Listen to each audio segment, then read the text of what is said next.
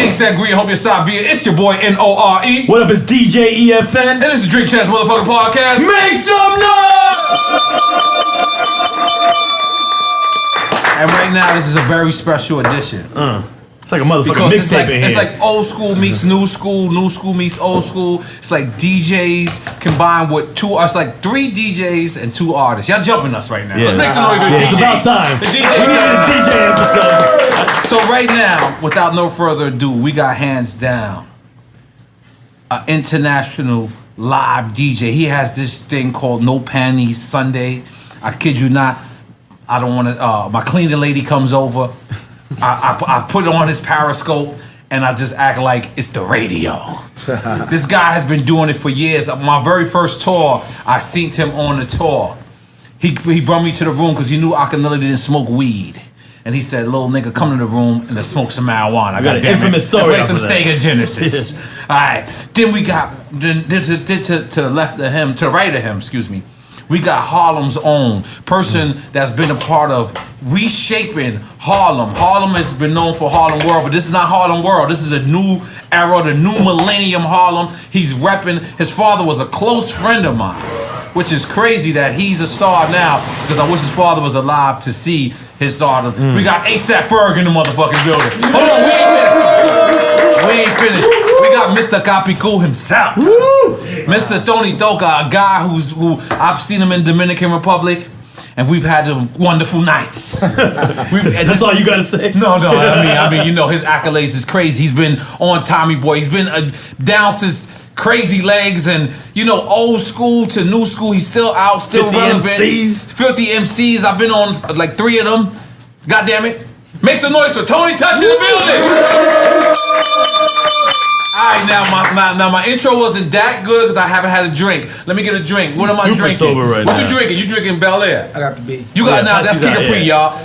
Get Kid these Capri. out. Let's get this out the way. Now, are you signed to Bel Air or no? Negative. Negative? I drink that when I'm doing the Periscope shows. I've been drinking it for. You want some rosé? I'm gonna take some Ciroc. Oh, Ciroc. Okay, I thought you were gonna go rosé. I'm on with the Ciroc. Where the regular Ciroc at? Let's get the right. Now, just for y'all that don't know, we celebrate hip hop on this show. And we celebrate our legends, you know what I'm saying? And we celebrate the culture of hip hop. So starting with you, Kid Capri, I remember back in the days, I was a kid from Queens, and you had something called Kid Capri Slow Jams, or was the Slow Jams Kid Capri? You talking about the mixtapes? The mixtapes. Yeah. Do you know, until I was 21, that's the only thing I fucked to. Right. It was Kid Capri Slow Jam tapes. That's my word, my nigga. Like, yo, for real. Like, yo, I kid you not. Nah, I said 21, I'm lying. Like, I think the first time I put on R&B was with my wife. Like, and now I was like 35 already. 30, yeah, I was like 31. But for real, you fucked up my whole childhood. I fucked the Kid Capri, the Slow Jam tapes. Did you know that? I mean, You know that. He knows that you did that. You know, it gotta be like 6 million other people like me. For sure. Yeah, I've heard that a lot. Right. But you know, that all came from the stardom of the hip hop tapes, or the street tapes I was making. You know, when I came out, I wanted to have different colors of different joints. So slow tape was just one of the joints I was making. It just popped off from. Same thing like No Panty Sundays right now. No Panty Sundays, man, on Periscope. On Periscope, on IG Live. Get that regular yeah, Sunday night. Yep. What's the regular Ciroc? Okay, here we go. But that's seltzer water. Yeah, so now, Kid, so back in the days, were you considered the first mixtape DJ? No, not at all. Okay, who was? I was well, there was Hollywood before me, there was Brucey B, there was Star Child, there was Love Bug Starsky. But when I came on the scene, I made it national, I made it big, I did it different. I put aggression to it, and I wanted to be looked at as an artist, not somebody just playing records. So that's why when I got on the stages, those are the first ones I heard down here in Miami. Right, when I got on the stages next to that platinum artist, I'm gonna leave that scar in that Coliseum, you know, just like that platinum artist is, maybe even better, because that's how I wanted to be looked at. I didn't want to be looked at as somebody that was just playing records, you know what I'm saying? And you know, and that's how all the money came up. That's how, you know, everything started getting bigger. You know, the DJ became a business. Now I made it a business. Right. There wasn't no more you behind a showmanship. group. Yeah, you wasn't no more. You would have to be behind a group to be on and get paid. Now you get paid on your own. You're your own man. You know what I'm saying? And you rock out and you travel the world. So that's what it was. Now ASAP Ferg, Yeah, come on, Tony, drink up, and we're gonna take shots too. Now, who was the first DJ to play an ASAP Ferg record? Who was the first DJ to break ASAP Ferg? Hit the mic right there too. I want to say Self. DJ Self. Yeah, okay. DJ Self. Right. I want to, but I don't. It's so long ago. I want to say Self. I can name all the early supporters. How about that? I want to say Self was definitely one advocate that really represented for me, and then I want to say DJ Enough. Always Show Me Love. Carmelo definitely showed me love. Everybody call him Carmelo, like it's Carmelo. Yeah, I'm like the basketball player. You know what it is? All black people too. I think it's some racist shit. Shout out to Carmelo too. Carmelo. DJ Carmelo showed me love definitely for the Spanish community. And Flex. How can I forget Flex? Definitely. So, shout out to all of the DJs like early on and Bebe out there in what is it, Dallas? Smoking? Nah, straight, bro. Okay. Yeah. God damn it. Yeah. But I want to say like Self was definitely like one of the first ones. Well, you guys ASAP Rocky, ASAP period. Excuse me. ASAP Mob. ASAP Mob. That's what I meant. Excuse me. You guys represent a new sound of New York, but it's still New York. But how do you like face the criticism when people say, that don't sound like the custom New York? I think we do got certain songs that sound like traditional New York, but I think like once the internet came, it's almost like you get to hang out everywhere. So it's like you getting music from kids that make beats in Japan, or we started linking up with kids that was in Texas, and then we was traveling, and Rocky went to school in Mississippi and was linking up with different people. So our sounds naturally progressed in that way, and it was just like I said, like the internet kind of like integrated everything, and it made it a melting pot for music. And y'all crew was everywhere. Y'all had people in Miami too. Yeah, Miami definitely. Shout out to Lotto, ASAP Lotto, and shout out to DJ J. Wasn't Denzel kind of down with y'all somehow? Nah, but Denzel is definitely like cool. Extended family. He's cool. He's the homie. Yeah. Now, Tony Touch, early on, right? Being a Puerto Rican and a DJing, did that face like complications because the traditional DJ was black at that time? Or traditional. I mean, I think we was all there from the get. Nah, there was a lot of Puerto Ricans on the scene before me. We was just talking about Little Louis Vega before, and he was one of the first, doing urban parties in the city. And Capri actually was doing Studio 54 with him back in '87, which Studio 54. I forgot all about that, but it took me back with that.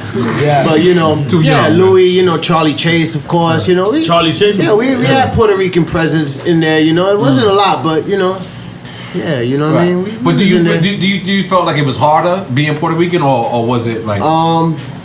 Nah, because I was playing dance music too and stuff like that. The dance music. He's still heavy in that too. Was like predominantly Spanish anyway, so I was in that world as well. But as far as in the hip hop, not really, man. I didn't really feel no resistance or any type of way. It was just, I was born in East New York, so I was just around. It was just part of That means you got a body. Let's make noise for people in East New York. Everybody in East New York got a body. Even the garbage man in East New York got a body, goddammit. So, Kid Capri, right? I've been to your parties. I've been there. I said, come on, open up that Bel Air, man. You ain't gonna get away, man. Whoa. Now I'm drunk. So, I've been to your parties, Kid Capri. And you really interact with the crowd. You make sure they participate in.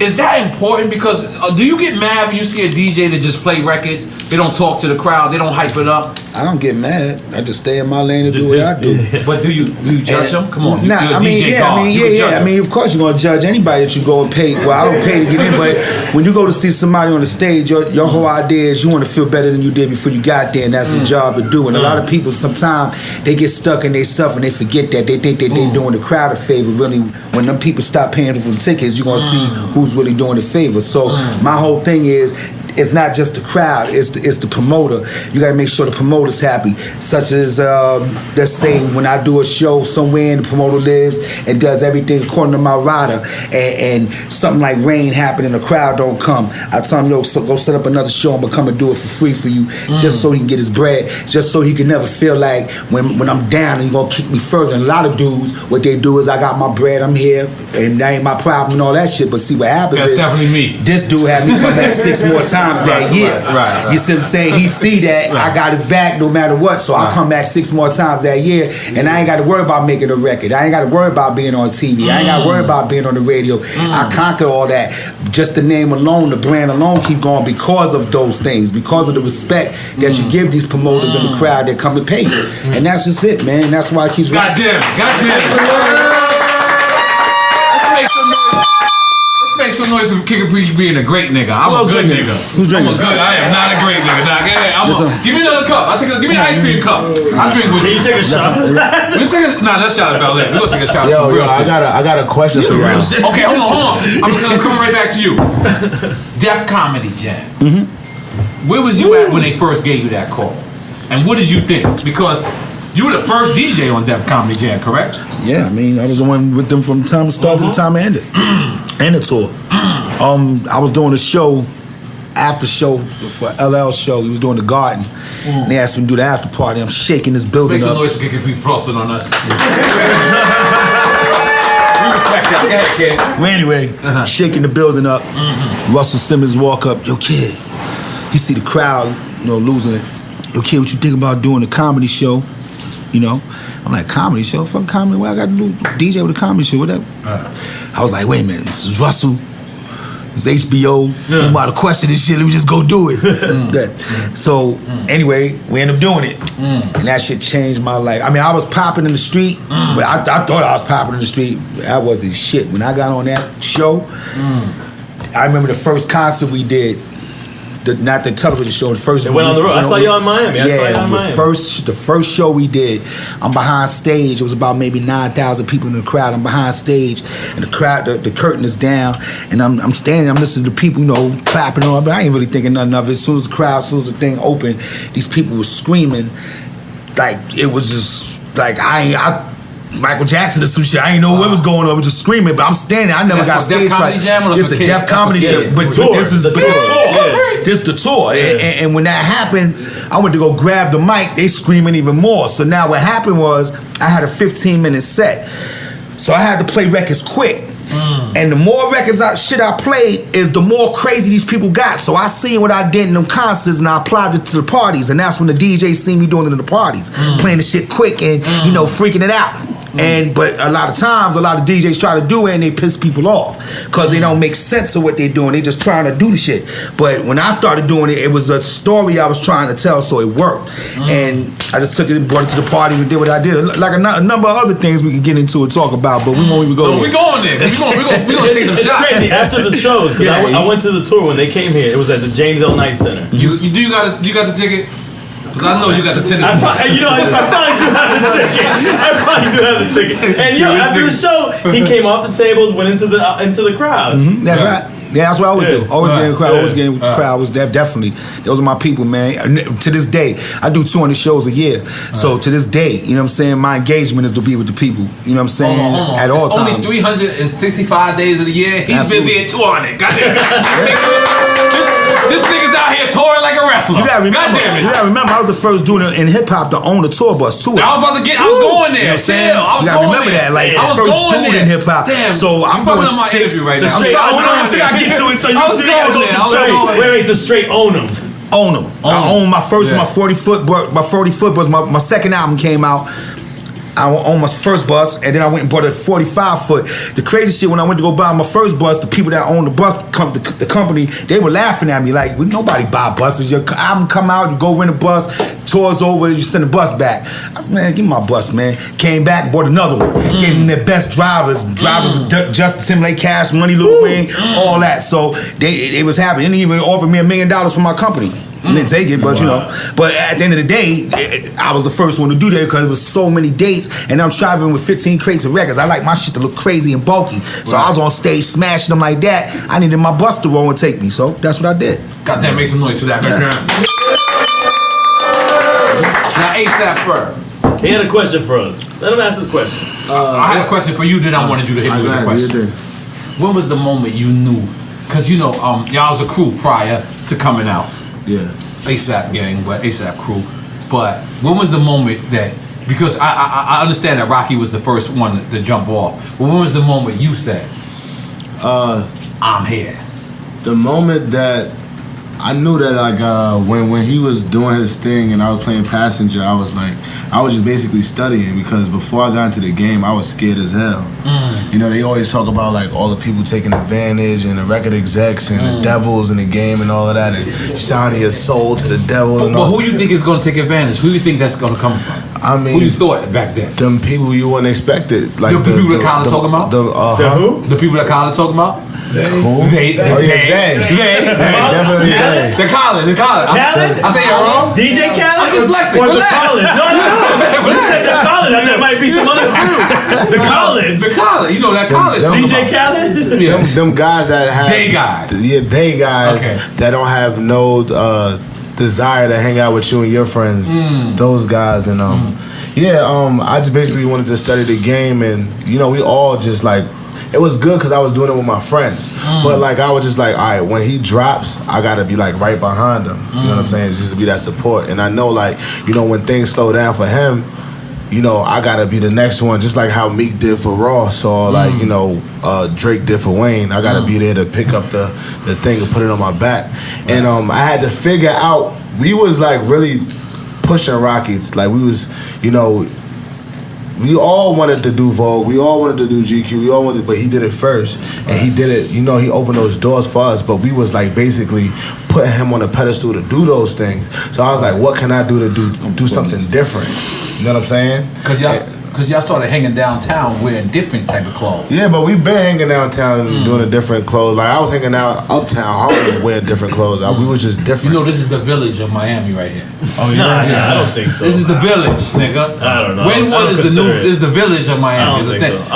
It just don't got style. It don't got style like the village. The village got style. They be having like the art galleries and stuff. Yeah, this is art gallery. Yeah. So go to Wynwood 20 years ago. It's not like that. Yeah, I know. What I was getting to though was just like, I just basically had to discover what I was gonna bring to the table, and like my sound and what ASAP Ferg is gonna be to the group. And I knew that like ASAP wasn't really in the clubs like that. You know what I'm saying? Because we was hanging out downtown and we went to house parties, and you know, we was with a bunch of white hippies and shit like that. I wish y'all would have invited me to these parties. Go ahead, you know, fashion parties and shit like that. So, but I'm always the hype one. I'm bringing the energy. So, like, I'm the one. I was the invitation to the club, and that's when I started doing work and Shabba and like all the of these Shabba. Whose things. idea was that? The Shabba shit is genius. Oh, that was mine. I listen. I didn't even know what I was doing. It just kind of came to me, and like I heard the beat, and it was just like, nah, you got fucking Shabba on the joint, dog. Shabba, come on, man. You talking about Shabba? On the remix, he got Shabba Ranks, and he kills it. Shabba Ranks, and he murders it. I did not know what language you were talking about. You said Shab. You did not finish the ranks. You got to get the ranks. Whose idea was that? Shabba. Nah, it was my idea. Like, to get the actual Shabba. It was mine. Yeah, but what I'm asking, how old are you? Because how old are you? I'm 28. You're 28. How do you appreciate Shabba Ranks? I mean, I grew up on Shabba Ranks. But the video was spot on too. Yeah. The first and you one. had the jewelry on like him. Shabba Ranks, I had Shabba in the video dancing. Like the whole treatment of the video was evolved around Shabba. It was like we had people emulating him. I was emulating him. That's what I'm saying. It Like was spot rich, on. famous, Spot on. and then like we was like basically loitering in his house. Like, you know, we snuck in his house. Right. And he was like, that's when he shows up at the end of the video. And he's like, yo, get out of my house. But he started partying with us. Right. But like I grew up seeing Shabba like on Rap City, and I always remember him like having mad jewelry. He always had mad chicks in the videos. So I was like, yo, who was cooler than Shabba? Shabba was cool, man. Yeah, he's always been cool. But I always like paid homage to like those before me. Like, you know, I used to shout out Selena like You know, early in my career, 100 Million Roses, and then I put like Onyx and Be Real on the same track on my first album, and then I turned around and put Bone Thugs on a track called N.O.R.E. on my first album. So that was just always the thing I did. Is like, if you want to make history, you gotta literally make yourself a part of history, and that's what I was doing, linking myself with history. That's one thing I always respected about y'all, is that like from the beginning y'all came out, y'all said y'all was raised on Bun B, y'all said y'all was raised on Master P, and y'all wasn't afraid to actually big up y'all influences. That's one thing that I always, because it don't matter where your influence come from. I'm from New York City, I don't give a fuck.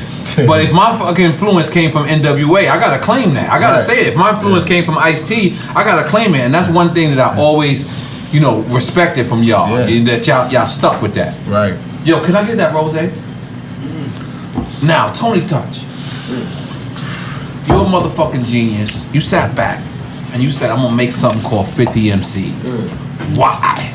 That changed the game for the mix. You fucked us up, man. Yeah, you fucked us up. I Cause I had to have my verse. In Miami, man. Every time you call me for 50 MCs, I had to write for like a week. I had to be like, cause I know you might, my verse might come on and you might put it on Scarface right after me. Then after Scarface is a Nas or a Jay, you know, shit like that. Like, how did you think of the 50 MCs? What was going through your head? Was you smoking dust? Was it feels like PCP. And what was it? What was Doo-Wop's equivalent to that?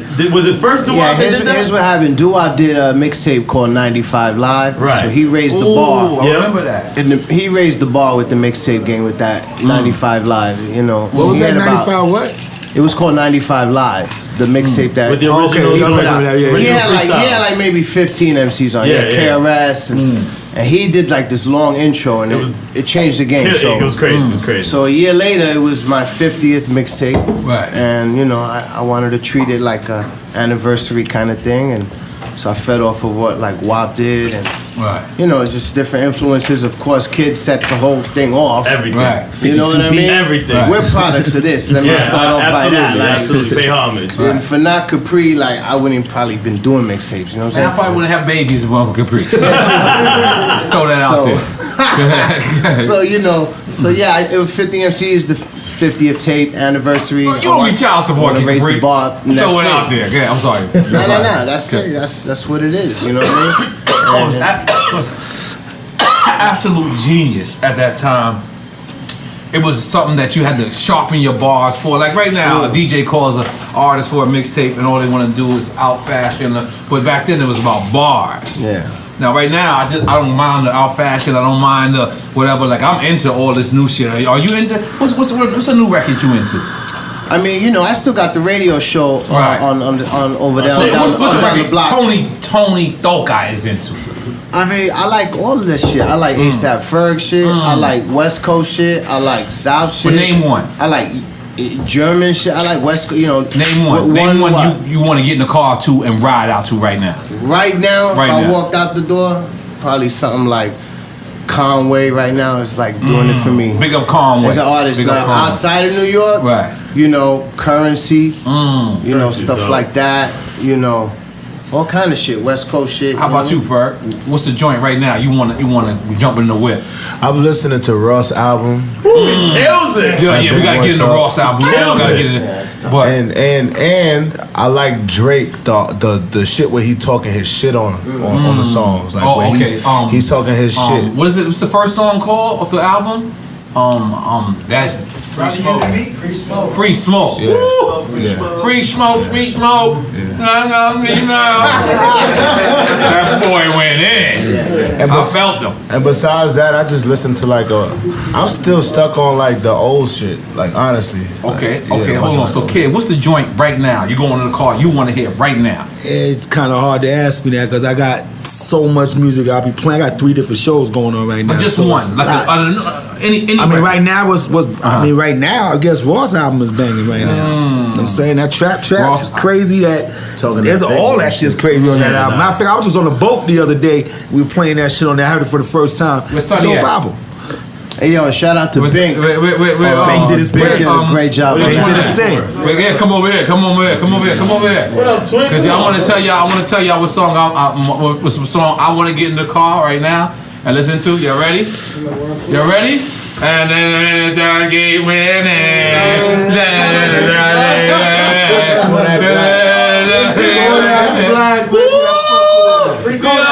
I have no idea what the fuck. How that song go? Come on, twin, say it. How it go? I hope you're not the promoter of that song.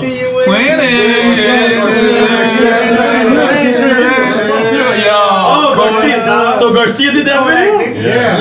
Oh, wait, Ken Jones joint? No, it's Kodak by itself. Kodak Black.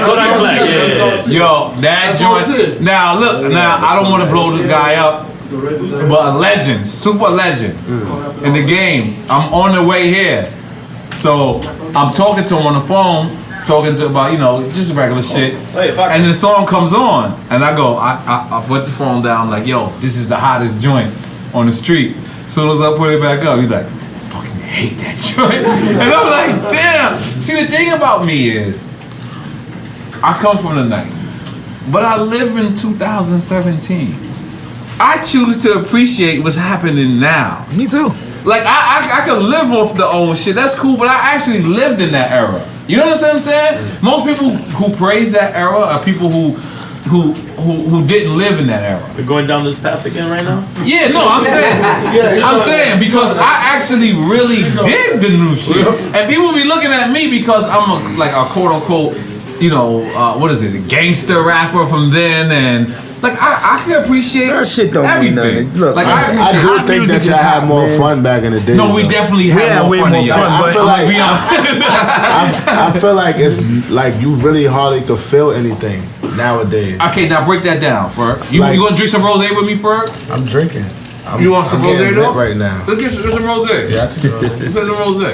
They told me you wanted rosé. We're taking shots of it. Look, come on, whatever you pour. Let me be white. Okay, I'm in. Let's do it. I'm in. I'm not waking up tomorrow. You might not wake up tonight. Okay. Koyo Taco after this? Koyo Taco. I've never been to Koyo Taco. You were there, you just don't remember, you drunk motherfucker. Let's relax. Free Kodak. It's like, go ahead, Ferg, you were saying something. Yeah, so basically I feel like... Ferg, hold on, my bad. I want you to finish. But did you see how I opened that up? Did you see a spill drop? No spill. You can tell that's a real champagne. You're a champ. Popper. Like champagne popper. He popped it, put it on the thing, and just looked at my man and it didn't spill. I'm sorry, continue. Nah, basically it's just like I feel like, back in the days it was about discovery and like, people interacting with people. Nowadays I feel like everybody hide behind the computers and the internet and everything like that. And I'm not crushing that because it's like, it did open a lot of doors for what's happening now, but it's different. I marvel at how y'all lived y'all lives back in the days, like hearing the stories from my uncle and my pops, and watching the old movies. Like, where's Gino? Gino over there? Is Gino here? Gino's here. Get the fuck out of here. I think he's still looking for parking.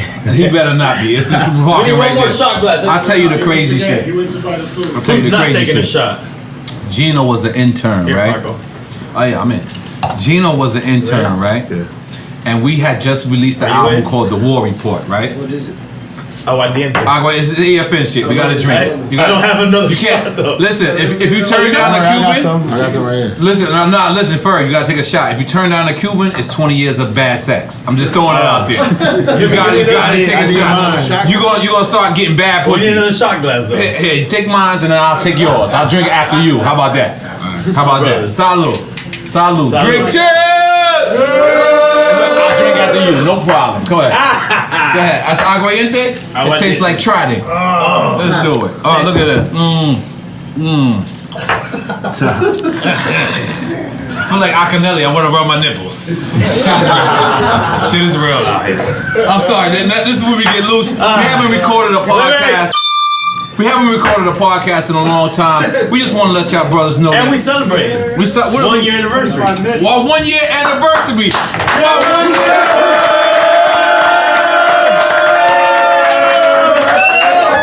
Aguardiente is in my soul right now. I got new chest hair. All right, so we're going to drink some rosé. You're not going to mix that. Here, I got an extra cup for you. Look at that. Look at the drink, champ. Look, you got an extra cup for you. Nigga, a real nigga. Nigga, a real. And I got to big up. What this guy just comes out of nowhere? I got to big up A$AP Rocky because we had an episode. Listen, we had an episode with A$AP Rocky. Here you go. Tranquilo. Bang. There you go. See you later. Relax. What is that, a candle? Yo, because we had an episode with A$AP Rocky, right? And I gave French a 5. Because I said, big up French for fucking a Kardashian. And A$AP, if you look at the footage, A$AP Rocky is like this. I don't get a 5? And I'm like, oh. Why, you mess with a Kardashian? Yeah, that's when he fucked the Kardashian. Let's make some noise. Niggas fucking Kardashian. I really felt like he came into that show like he was into Drink Champs. No, listen, A$AP Rocky. This is what happened. I'm gonna describe. He seemed like he was excited. He ready to go in, but T.I. What happened? The lawyer for hip hop. I blame you. Why? When I walked into the room, you was already talking to T.I. and it already looked bad. Yeah, me and T.I. It was cool. That's the homie. You know what I'm saying? But you know, we've been in this, and he just wasn't having it. Like he didn't want to play games. He didn't want to take shots. He didn't want to do all that. So but A$AP walked in there. So T.I. immediately became his lawyer, but Rocky wanted to get wild. No, he wanted to get wild. He started asking me if I was drinking or not. Like it was crazy. Wow. Now Tony Touch, you been in this game for how long? I mean, I started DJing in '86. Yeah. So I started making money like in 91, 92 is when I started paying the rent off of it, you know? I was selling crack. Go ahead. And he been coming to Miami forever too. It's been a great run, man. Right. God is good. Yes. Everything chill. And that's it, you know? Word. And what do you love most about this game? The drink champs. Goddamn, we're gonna make some noise here. So you know how I say Chicha get the yayo? Yeah. Just off of Scarface? So I was working Tommy Boy, I did the marketing, and we did the video shoot with Tony Touch, and he had the homie Chichi in the video. You had Chichi get the layout? Yeah, Chichi get the yayo. He had Chichi in the motherfucking video. That's Angel Salazar. He's a comedian, right? Comedian. Or an actor, That's the homie, man. Chichi get the yayo. It's official. Chichi get the yayo. God damn it. Let's make some noise. Chichi get the yayo. I just couldn't avoid it. So now, Kid Capri, you've been all over the world. You was signed to Trackmasters. Let's talk about that time period. No, I wasn't signed to Trackmasters. I was signed to Columbia for 5 years because they lost. Sound like a bit when you said that. No, because what happened was, at the time I'm sizzling. They lost. Capri been rich for so long. You just seen how he did that? He was like, I did. that was a rich nigga move. Listen, certain people don't speak rich nigga. Like every time Hov texts me, I always show it to somebody else that I know is richer than me. Because I don't understand what Hov be talking about. He'll say something and then I'll skip lines. I'm sorry. But that was a rich nigga. What we talking about? Go ahead, continue. What are we talking about? Just make it up. Columbia, man. I had a bid for 5 years in Columbia. Right? So I did my album and I gave it to the head A&R. He lost the shit. Oh shit. So I told him, I said, fuck y'all. I ain't doing nothing. The Masters? whole album. I said, fuck y'all, I ain't doing nothing. You didn't have a copy? Listen. I said, fuck y'all, I ain't doing nothing. Right? 5 years later, they said they called me your kid, because they were trying for the whole 5 years, your kid, come on, let's do your, nah, I ain't doing nothing. So 5 years later, they called me, yo, we signed Trackmaster, they coming in Columbia, they going, straighten out shit. I was like, all right, I know them, maybe I'll fuck with them and see what's gonna go on. So as we started doing the album, I produced the album. I think Trackmasters did maybe 2 joints in the album. I did everything else. And we, as we going along, I'm seeing certain things that I didn't think should have happened. But I'm telling them like, let's just wait. They wanted to put it out on November 17th, the day of. Everybody coming out, they promoted 6 months. I'm like, yo, let's just wait till the next year turn around and then we put it out then. Right. Whatever happened. But the bottom line is the album was a classic. The album was dope. You know what I'm saying? So that's what happened. But as far as it being sold the way it was supposed to be sold and handled, it wasn't handled the way I wanted it to handle. So from that album, and everybody was on that. I won a Grammy from that joint I did with Jay-Z on it.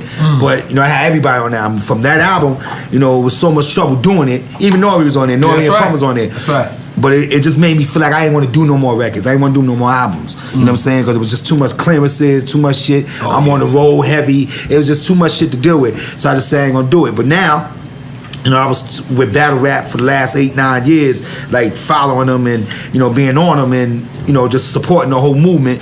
Me and Lux, we had shot something I was gonna bring to HBO, it didn't work out, but I ended up I started an album on them called Top Tier. Got tired of hearing battle rappers couldn't make good records.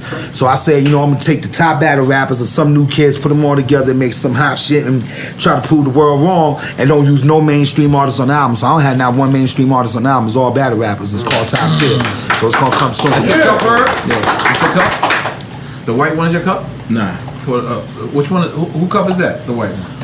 Mine is empty. That's Kid. Empty? Hey, you want some? No, I got my bullshit. I'm lit. I got 2 cups. You know, this is how they do it in Paris. This cold. No, this is how he does it in Paris. That's how they do it in Paris. That's how you do it in Paris. No, that's how they do it.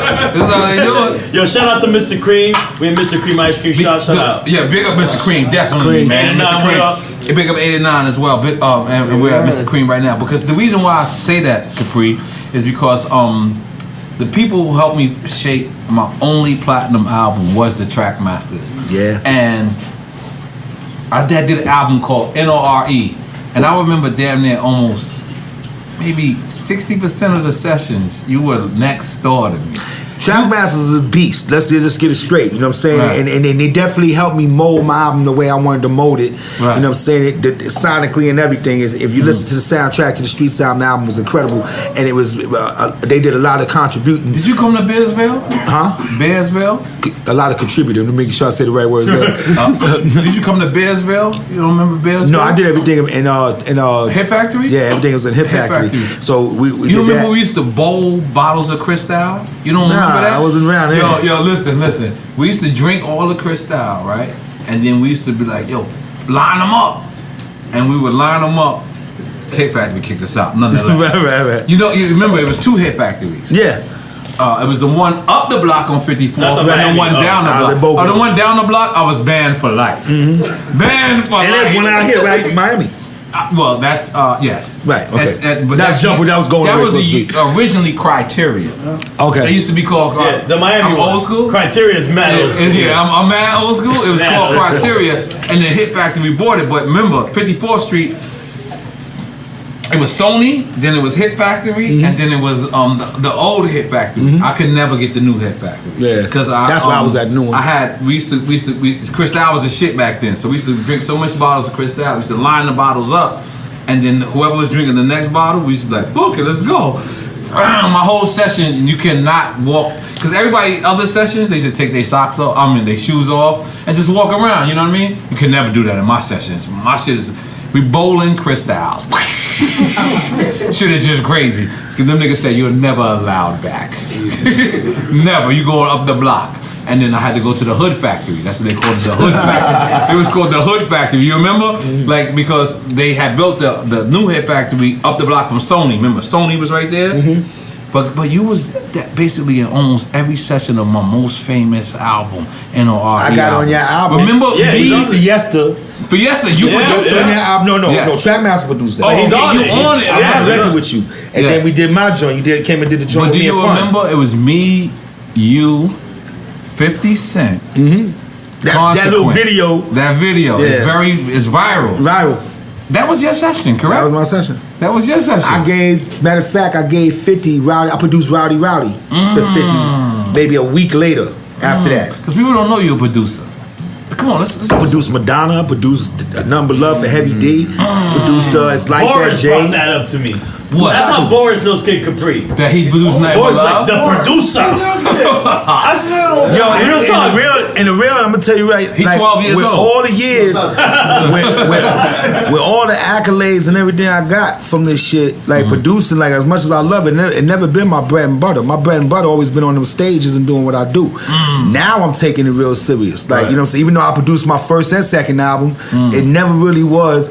One thing I don't like doing, I can't go on motherfucking sessions, yo, I got beats, yo, let me get on your album, I got beats, yo, I just can't do that shit. It's like, so I felt like if I do this top tier album and the shit hot enough, everybody gonna hear it and come to me and say, yo, kid, this is right. So the people that I brought, the companies I brought it to, I ain't let it go yet, but the ones I brought it to, they asking for the shit that I have on there, so I know it's gonna work. You know what I'm saying? But that's the way of me doing it, because I just don't like bothering people. You know, you hear that shit every day. You know what I'm saying? Right. You get it every day, so it's like you don't need. You know, I just stay out of the way. I do my lane. That's it.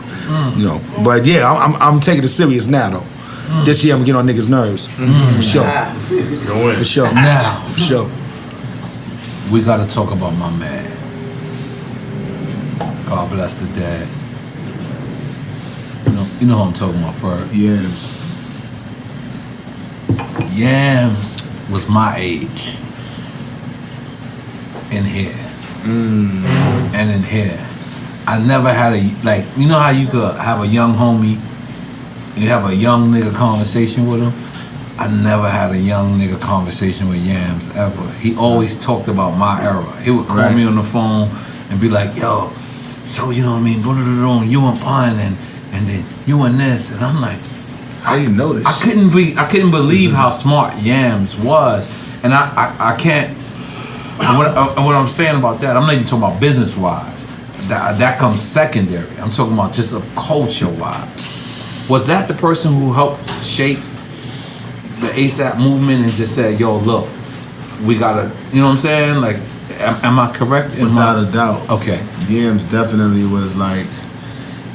He orchestrated a lot. He was like basically he was the your Suge, your Puff, your he was definitely that, and he weaved us together, because you got a lot of artists, you know what I'm saying, on one label, and you know, we was all crew before like we even got into the business, so it's just like, you know how everybody got their own individual like attitudes, and you know, he basically found a way to facilitate all of our ideas and weave us all into each other to where the world can digest what we was doing. Right. You know what I'm saying? And he made us the package. You know what I'm saying? Like, he was basically the Steve Jobs, and he made the iPhone that was easy to work. Yeah. Right. Yeah. And what was it his idea to say everybody is gonna be called ASAP? And ASAP. I don't know if it was his idea, but he was definitely like one of the superiors, one of the originals. It was him. It was my boy ASAP Bari. Shout outs to him. He's doing like the whole V-Lone thing now, clothing line. ASAP Ills is like, those are the original guys. And ASAP Bari is younger than all of us, but he brought me to the crew. He brought me, like, you know, Rocky came to the crew. Like, so it was a crew first, and then me and Rocky got introduced to the crew. You know what I'm saying? Then we just did like the rapping portion part of it. Oh shit! Yeah. I didn't know that. Oh, that's great. We joined like a year and a half later. Yeah, that's great. Let's make some noise for that right now. Now, Tony Tuck. Didn't you have a job on Hot 907 at one point? Hot 907? Wasn't you fucking with Hot 9 at one point? I was there for a second. What happened? Let's talk about that. I was shout out to Mickey Benson and that's Mickey Benson. That's Ice-T's old man. Yeah, correct? Mickey Benson. That's an old school gangster. Let's pick him up, Mickey Benson. Yeah. And it was Melly Mel and them had a radio show called the Mic Check Show. So I got lucky, and Big up you know, somehow Mickey, you know, me and Mickey hooked up. I don't remember how, but yeah, you know, they asked me to provide you know, beats for the, you know, callers that would call up to rap live on the show. It was like an hour-long show, and you know, they would do their thing. You know, the Furious Five. I think who else was there? Scorpio. I don't know if Scorpio was there, but you know, it was the Melly Mel show definitely. And I think his brother was there as well. What's his name? Kid Creole? Kid Creole? Yeah, Creole, yeah. Kid Creole? Yeah, so it was a Haitian nigga back then? He was one of the Furious Five. Haitian niggas weren't me. Come on, guys. Haitian niggas So relax, sonny. that's what that was. Hot 97. It was a quick little run, you know. The Mic Check Show, Melly Mel. Yeah, I was like shit. I was like 93 or some shit. 94. Actually, you know what? And that was when Pun. That's when we first heard of Pun. So it was like 94. Because after the Mic Check Show, they would do a lyrical showcase in the Bronx. Mickey and Melly used to hook up this lyric showcase up in the BX, and that's when for you, buddy. And that's when they found Pun. While I was doing the radio show, they had this MC showcase in the Bronx, and that's when Mickey and them they connected with Pun and everything else history. But that show lasted like 8 months. It was a quick little run. Shout out Hot 97 though. Big up Hot 97. So now, what happens when you get this phone call? Sirius Satellite says they want Toka Tuesdays. No, Shade 45. They must have hit you. But it wasn't a Sirius Satellite first? No, it was Shade 45. So this is Paul Eminem. and Reef and those guys. So this is Paul. Because he had a big part of Eminem's career too. Come on, let's just say. he was on the 50 MCs too. Yeah. Come on, let's break that down. Let's break that down. So I was like, come on, you being humble right now. You need another super shot. humble Give him right another now, shot. man. Give him another shot.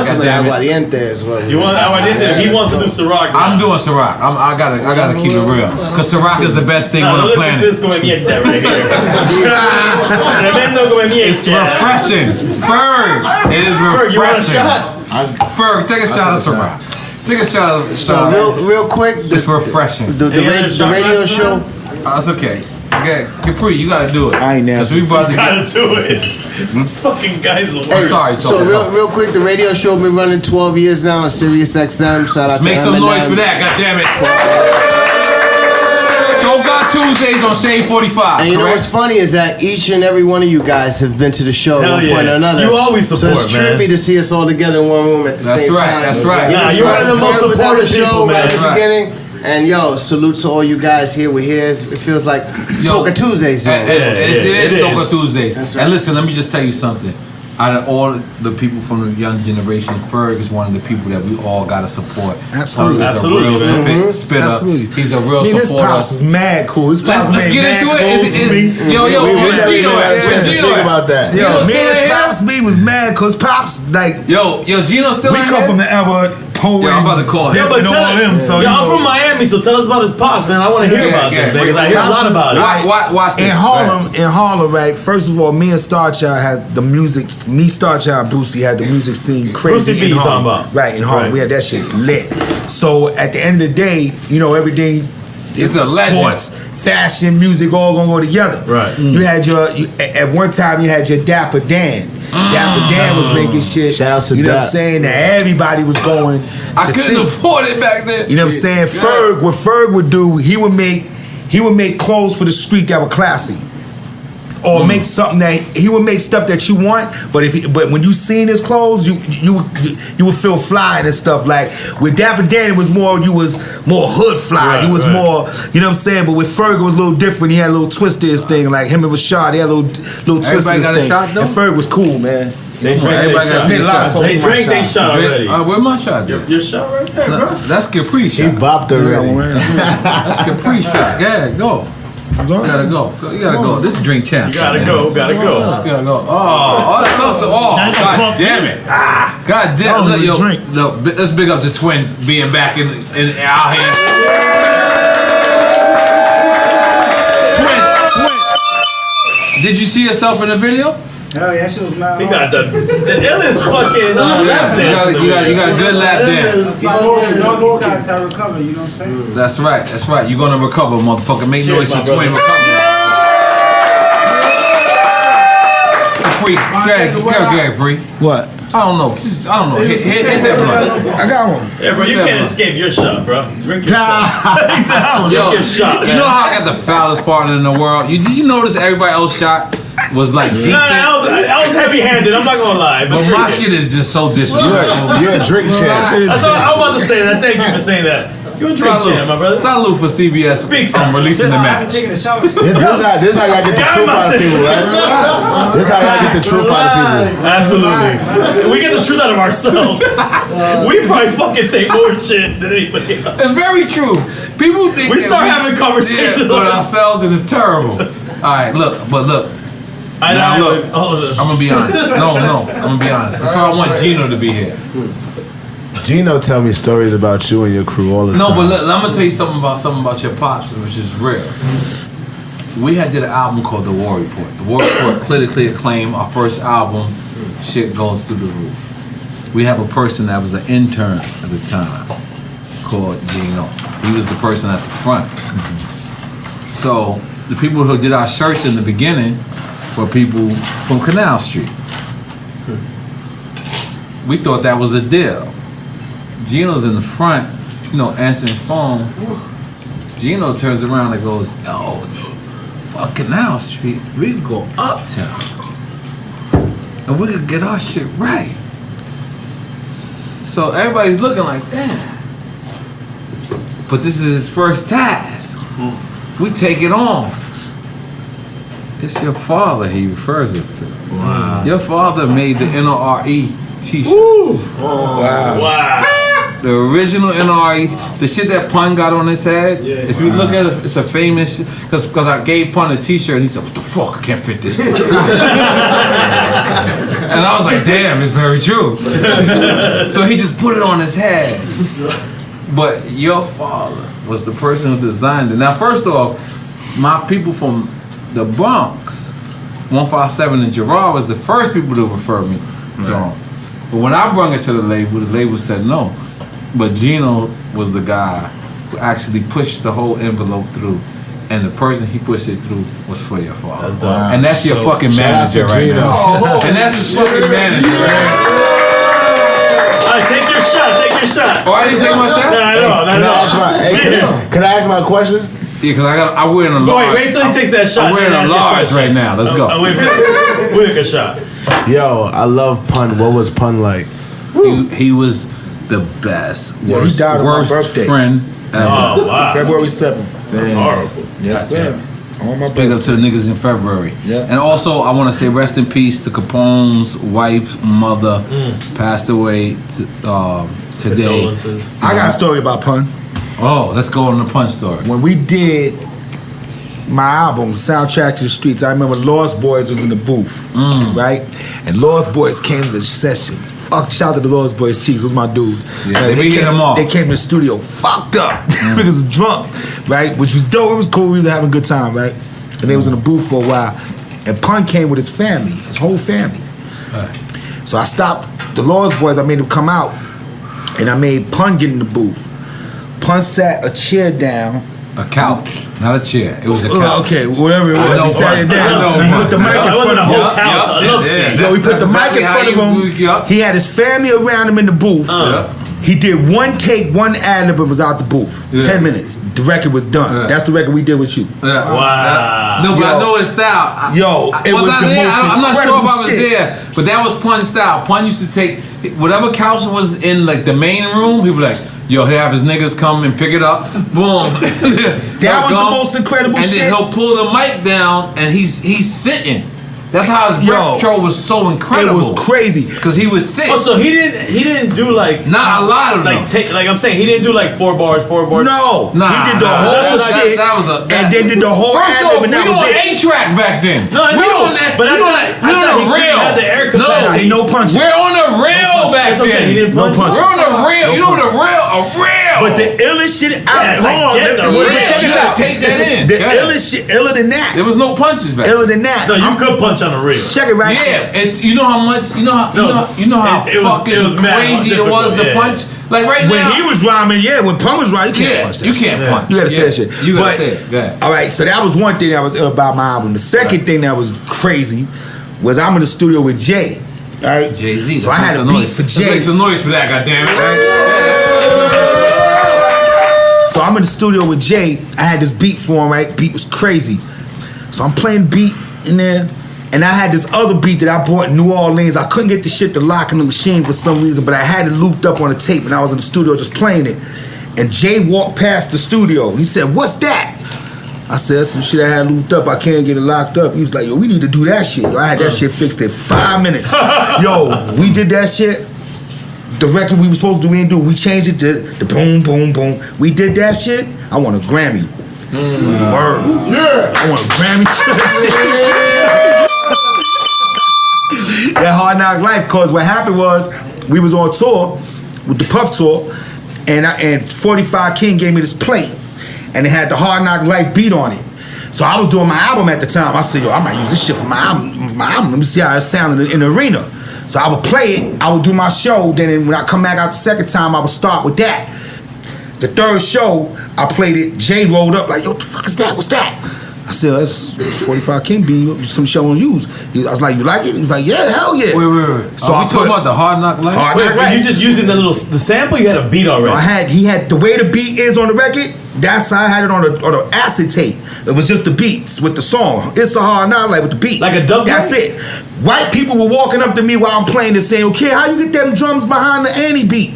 They was bugging. Right. So Jay rolled up, said, yo, kid, what's that? Wait up. I said, that's too much right there. Hold on. So I said, yo, you want it? He was like, yeah. So I called 45 King right there in the arena, put him on the phone with 45 King, talked to him. 2 weeks later, Hard Knock Life came out. 5 million seller. 6 million seller. Yeah. Biggest record of his career. I need. Wait. Before that, I need you to break down the story one more time. How's that record credited though? How's it credited? 45 King is the producer. Right. Jay-Z is the writer. Kid Capri is the link. Woo. You the plug. Goddamn. The plug. What's up? The plug. That was you know what I'm saying? That story. That's not to say that all the other shit Jay done did. Come on, you already know what his career is. And me and Jay been cool, for years, and what he's done is incredible. But I'm glad to say I was a part of that. Incredible record. Glad I was a part. And then on that album, I did It's Like That. So I won the Grammy because the album went as far as it went. So I won twice, man. It was dope. Vinci, what do you want? Salsa. Oh. Yeah, please. There you go, Parker. I just took a shot of this. It's terrible. When Madonna called me, that was crazy. Okay, hold on. Wait. What the fuck? Yeah, I did Madonna. Speeding right now. Let's go. We ready. You want to go to the Madonna story? And is Prince in this story too? Did you smash? Millions of stories, nice. I feel like every black nigga Madonna working with smash. I feel like I'm gonna be real with you, man. Like a lot of women in the industry, a lot of us behind the scenes chicks, a lot of rappers, a lot of actresses, a lot of models. A lot of them try to get at me, and I would never fuck with one industry chick ever. Except Madonna. Why is that? One, a lot of them talk a lot. Now, I'm not saying all of them, but a lot of them talk a lot. And two, a lot of them fuck with the same circle of everybody. You fuck around, me and you be here talking next, you know me, you talking about the same shit. Like, it become that, you know what I'm saying? And at the end of the day, it's just, I just felt like I ain't want nobody doing what I do. If I'm in this industry and I do what I do here, I already know how gritty this shit can get. So if you in it, I know how gritty it can get for you. And you're gonna get offered way more than I'm gonna get, just like a chick in a strip club. She gonna get offered way more than a regular chick gonna get. And it ain't just the strip club, it's the baller over here that got the 10,000 for a couple of hours. Come here with me, short, I'm gonna pay it up. And that's what it's gonna be. It's gonna be more than just what it really is. So that's why I never really even fucked around. Sound like it's an industry strip club. Yeah, exactly, pretty much. So I stay away from that. I just, did my little lane. What the fuck's going on here? I don't know what's going on. Relax. Calm down, bro. Oh, that's So Ferg, when the first time you get your dick sucked? Let's keep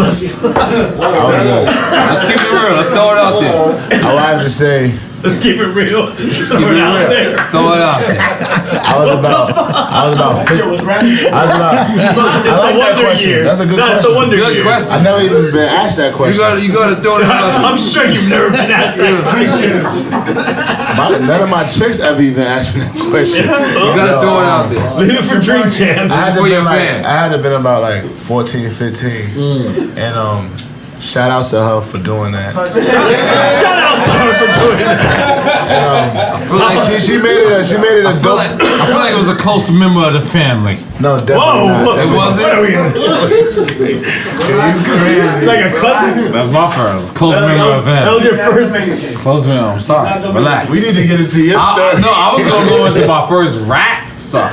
That's what I meant. Like after you had that record and then bitches just come to you and say, I want to suck your dick. It's like that's like, oh, that's your first time. Like not in the beginning. Like I was talking about after you became Ferg, and the bitches say, I just want to suck your dick. Like I just want to. You have to be a little bit more specific. No, it's very. Said in the beginning. Because I mean, listen, I got a question for you. Okay, and you gonna let Ferg finish? And then I got a question for you. I'm in. All right, yeah. I don't even remember, honestly. You don't remember your first dick right now. Ain't that Ferg? It's a lot. I remember situations. That's like your mathematics, God. You gotta remember your mathematics. I remember situations where, like, I've been overseas and had a threesome with sisters. White girl. You sisters? Oh yeah. White girls? Yeah, white girls. Yeah, I love your story. Let's continue. Let's continue. And I remember my first threesome with 2 black girls.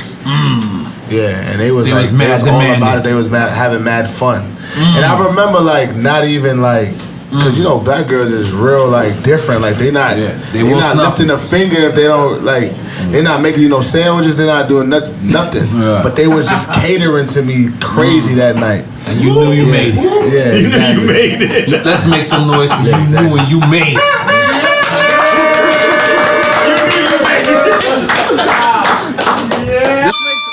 Let's make some noise. On a tour bus too. Let's make some noise for Mr. Lee buying the worst cigars ever. It's like. Damn, they make mad noise for that. It's like Mr. Lee went to the store and said, I just want to buy a cigar that's going to make N.O.R.E. annoyed. So Kid Capri. He had a question for him or no? Yeah, let's go. You want to go with your question? When's the first time you seen porno tape? It's definitely you. Alright, y'all want me to bring This is a classic Drink Champ story. No. This is a classic Drink Champ story. I'm on tour with Akinelli, right? I think we got like 5 or 6 or 7 dates with Kid. So it takes Kid probably like 1 or 2 dates to look at me and say, he's different. So it must have been like the 2nd or the 3rd date. And Kid said, you know, because I'm with Akinelli, he got to put it in your mouth. I just come home fresh out of jail. I listened to my rhymes when I was whack. I used to be super whack. I'm gonna be honest. I knew I was whack. Like I knew I was whack. And I was calling him like bitter, sitter, fuck that. Yeah. And I kept telling me, woo! And this is the man. He the man on the street. I'm in jail. He the man on the street. He got this shit called the bomb, baby. Wow, the bomb, baby. You know, if no ands, no buts, and no maybe. But I know he like, yo, this is like the young shooter, you know, idiot guy from our hood. And I'm calling him from jail. He answering. So what happened was I came home. We do a song called LA. I peeped my nigga Chaz from my hood. I'm trying to make this is just a super long story. Does Ak know that you doing LA? Does he know that? Does Ak know that? No, absolutely not. Okay. I come home, I do my own thing because I don't want to depend on that nigga. So I come home, we do LA. It kind of pops. Nah, it definitely pops. But I didn't want to be a beef nigga type of artist. So we also 6 months later threw out a joint called TONY. Right. Classic hip hop. But mind you, Capone gets locked up, the album drops, Capone gets locked up. I don't know how to do a show. How do you do a show? Like I'm a cracker seller. So like I'm that nigga. I'm the nigga that I know every white person because I sell crack to them. How do I do a show? The crazy shit is Ak comes on my block, sees me pumping. He sees me making a sale. Akinelli, put it in your mouth. So he sees me make a sale, and he pulls over the car. And he's like, yo, what are you doing right now? But mind you, my album's out, but I don't know. Because I don't know how to leave my hood. So I don't know what's popping. People are telling me my hood is popping, but they've been telling me that since I start rapping. Ox sees me make a sale, he drops. He comes up, what are you doing? And he says, how much you have on you? I had $500 worth on me. So he gave me $500. It was like, give me the work. And I was like, all right, cool. I thought he was smoking, I'm gonna be honest. Like, fuck it, go ahead. I thought this is Go ahead. way out. It's like, yeah, go ahead. The nigga threw the shit in the sewer, and I was pissed. It's like, yo, but he paid for it. He paid you for it. But I was like, yo, what the fuck? And he said, yo, look, watch this. And he turned me around, like he grabbed me, like how I'm grabbing you right now, but he turned me around, and every car that drove through was playing the War Report. And I still didn't know what that meant because I was so much of a hood person. It was like, I thought I just made it for my hood. It was like, so what? I made it just for these niggas. These niggas are supposed to play it. But he was trying to show me that everybody that's driving through is not from Left Rack. Right. They're just driving through to show that they're playing a N.O.R.E. report, but still I don't understand. But anyway, after that day, he plays my package and he says, come with me on tour. This is when I meet the legendary Kid Capri. This is the porno tape story? So, right? Now, Ak is on like maybe like a 20, 30 day tour. But 7 dates is what Kid Capri. Mind you. I used to go uptown to this weed spot called He's cracking his knuckles. Three Wise Men. Listen. I used to go uptown to this weed spot called 3 Wise Men. It's in Harlem. Best weed that I ever smoked. We used to go up there, and 3 Wise Men had nothing but Kid Capri tapes. So that was our thing. Like a Kid Capri tape at this time was like being fly. Like you ain't actually had to be fly if you had a Kid Capri tape in your pocket. Sirius XM Fly Saturday and Sunday. Okay, keep going. No. This is real shit. This is real shit. Shout Like you ain't mirrors. actually had to have a fresh pair of sneakers on if you were like, what? I got Kid Capri 16. Right. Niggas is like, what? Oh, what? I'm only on 12. How you got 16? But this is that type of fly shit, right? Now Ak takes me on tour. Kid, it's like 3 days in. Kid says, N.O.R.E, you gotta relax. He didn't say that, but in my mind he said that. He said, them niggas ain't smoking. You ain't having no fun with them. And he was right. So I came to Kid room. We started playing Sega Genesis. Because that was the thing back then. Like it was like Nintendo, Sega Genesis era. Sega. I'm sitting there, I'm like, I love this. And he's smoking in this room though. Not only I can't smoke in Ox van, I can't even smoke around it. Cause he's like a real like, don't smoke type of nigga. Like that shit is whack type of nigga. So I'm like, alright, now I'm with Kid Capri. I was raised this nigga's mixtapes. I'm sitting there, I'm playing video games with him. And he says, yo, N.O.R.E, you wanna see some shit?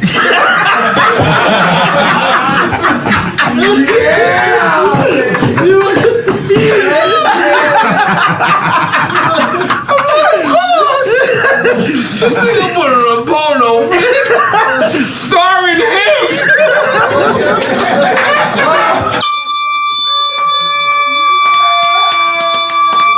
Touchdown!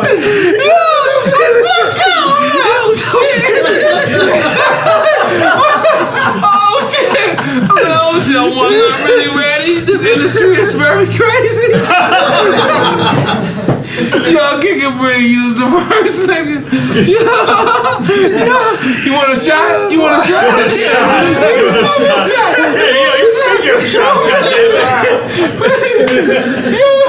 Boris, one shot, please. Please, yo, this was so beautiful. That was a little crazy back then. I'm I'm sorry. I gotta capture that. No. Excuse me. I'm sorry. Sorry. Yo, that's not a shot. That's not a shot. Come on, who authorized? Yeah. Who authorized you to pour? Half this up a little bit. Come on. All right, let's do it. Let's do it. All right, guys. Salud. Cheers, All right, we ready? I know y'all niggas ain't got shots in y'all shit. Nah, I definitely don't have a shot, but I got a good drink. So let me tell you something. Let me tell you something, man. That's hilarious, by the way.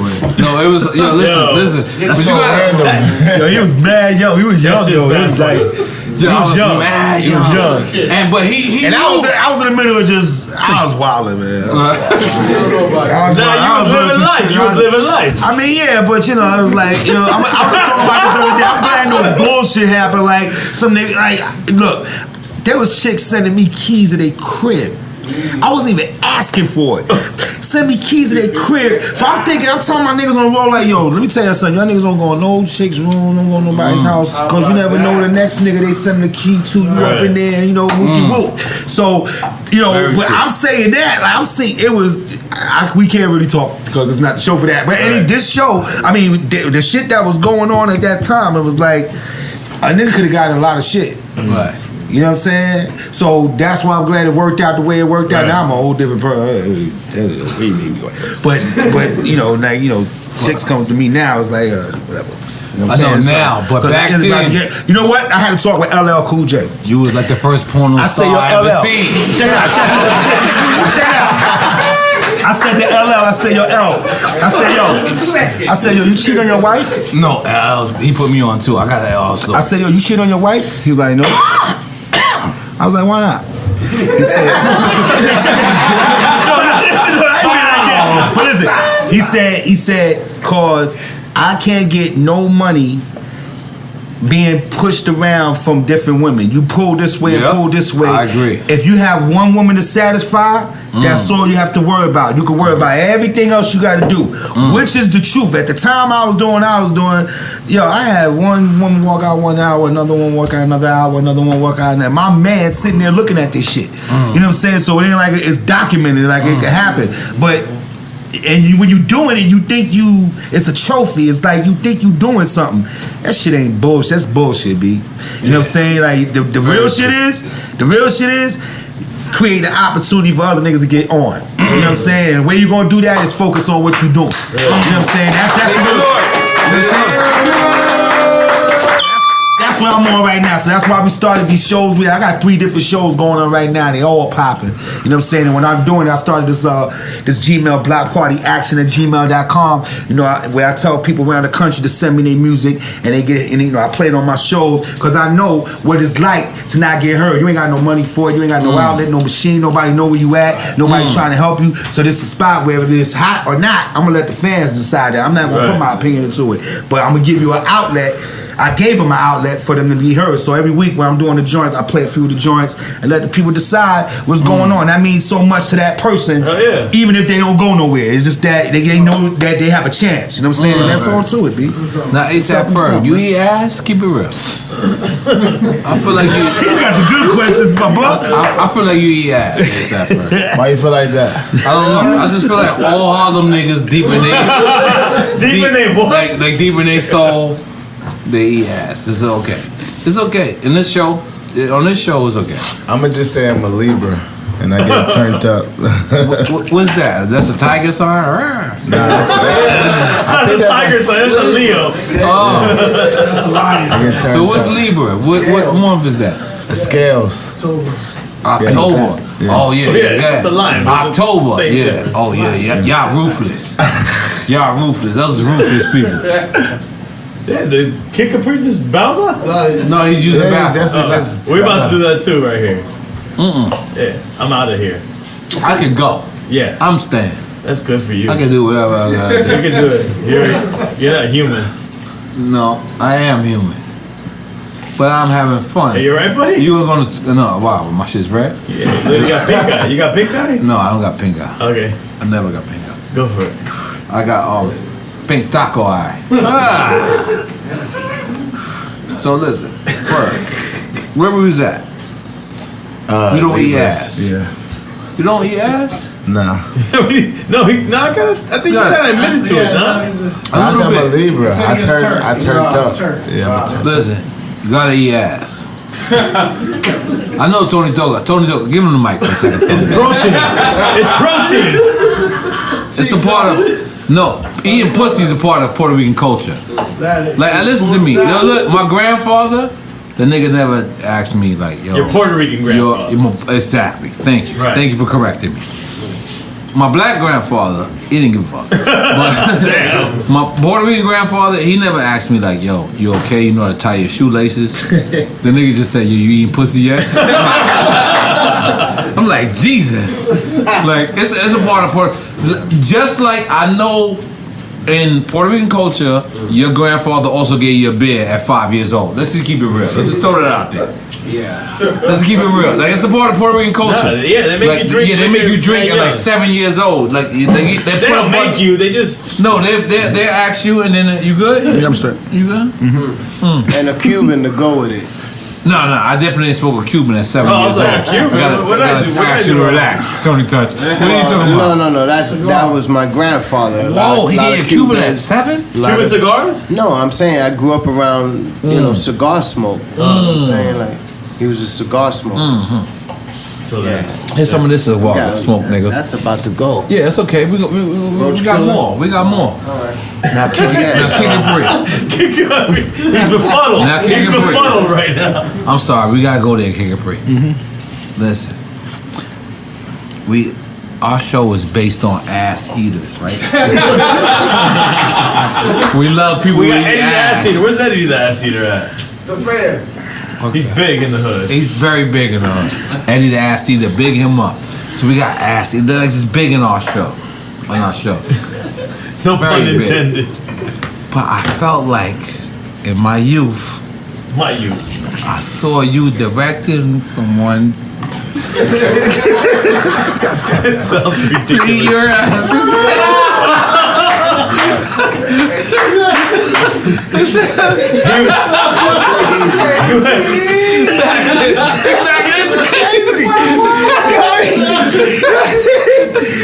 He directed somebody to his ass. He said, action. Took it back in the days. Yo. Back. But it was real. I seen Chuck Berry. You see Chuck Berry? Oh my God. You see Chuck Berry? He got some footage and his legs is in it. It's fantastic. He said my legs is in the air on the last show. A little bit. I was like, no, that's not what happened.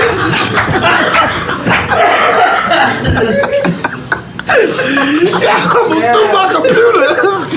My Twitter going crazy. Did you hear the Kick It Bree story? I'm like, oh shit. What happened? Who said that story on our show? You did. Man. It was you? It was on the 50 episode though, right? I'm sorry, kid. In my mind, that's what I saw. I'm sorry. Is that not what happened? That's not what happened, kid. Oh, shit. This is very... Nah, that's not what happened. This is very great shit.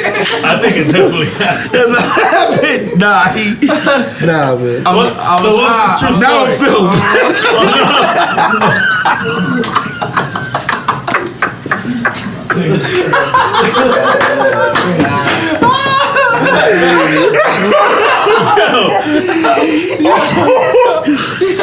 Sweet cheers, bring the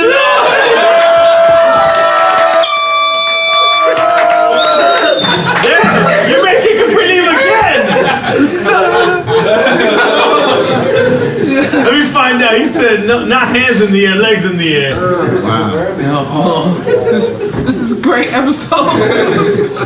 Oh my god. I'm trying. I got a question for Ferg. Chichi. It's just gonna seem crazy. Go ahead.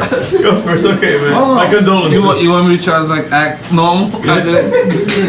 Hold on. You look like you got the Scott Pepper spray. I do. You look crazy. Is Kid coming back? I don't think Kid's never coming back. Yo, Crazy. Man. no, we have fun, man.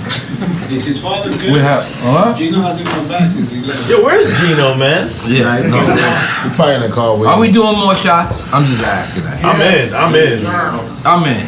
Look, I got a Dunkin' Donuts cup. That's horrible for you. I feel bad. And it's this Mr. Cream. Oh no, that's good. 2400 North Miami Ave. Yo, listen, hip hop.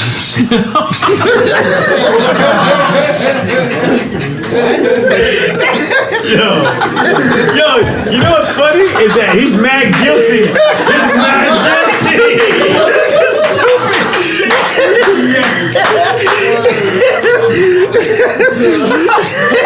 It's like y'all don't see something something y'all wasn't supposed to see together, and y'all just laughing about it.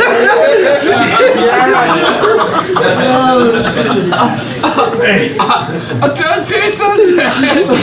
change subject. He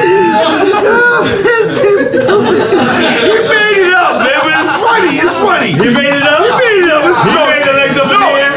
Yeah, you made that up. Come on. I'm a nigga. Like, well, I'm just saying, like, but this shit was funny. Yo, somebody zoom in on the eyes.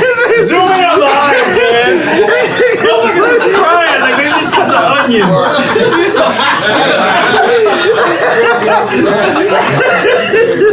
Take off your glasses. Take off your glasses. Relax. Let the camera see you like your eyes. Yo, but Ferg. Yeah, let me hear this segue. Kid Capri. You had to be there, man. You had to be there. You had to be there. Listen, it's a beautiful thing. It's a beautiful thing, man. Hip hop. That's funny. You guys are horrible, man. Hip hop gotta be celebrated, man. For real. Legs in the air. Yo, I swear, I was looking at that shit going, no! N.O.R.E, what are you talking about? And at the time, I don't think I had your number, but I would have cussed your ass. I was going, no! I said, this is funny, fucking, it's alright. I'm gonna come back and talk about that shit. Oh, shit. Oh, fuck, This man. is funny. Oh, let's drink some more of this rose.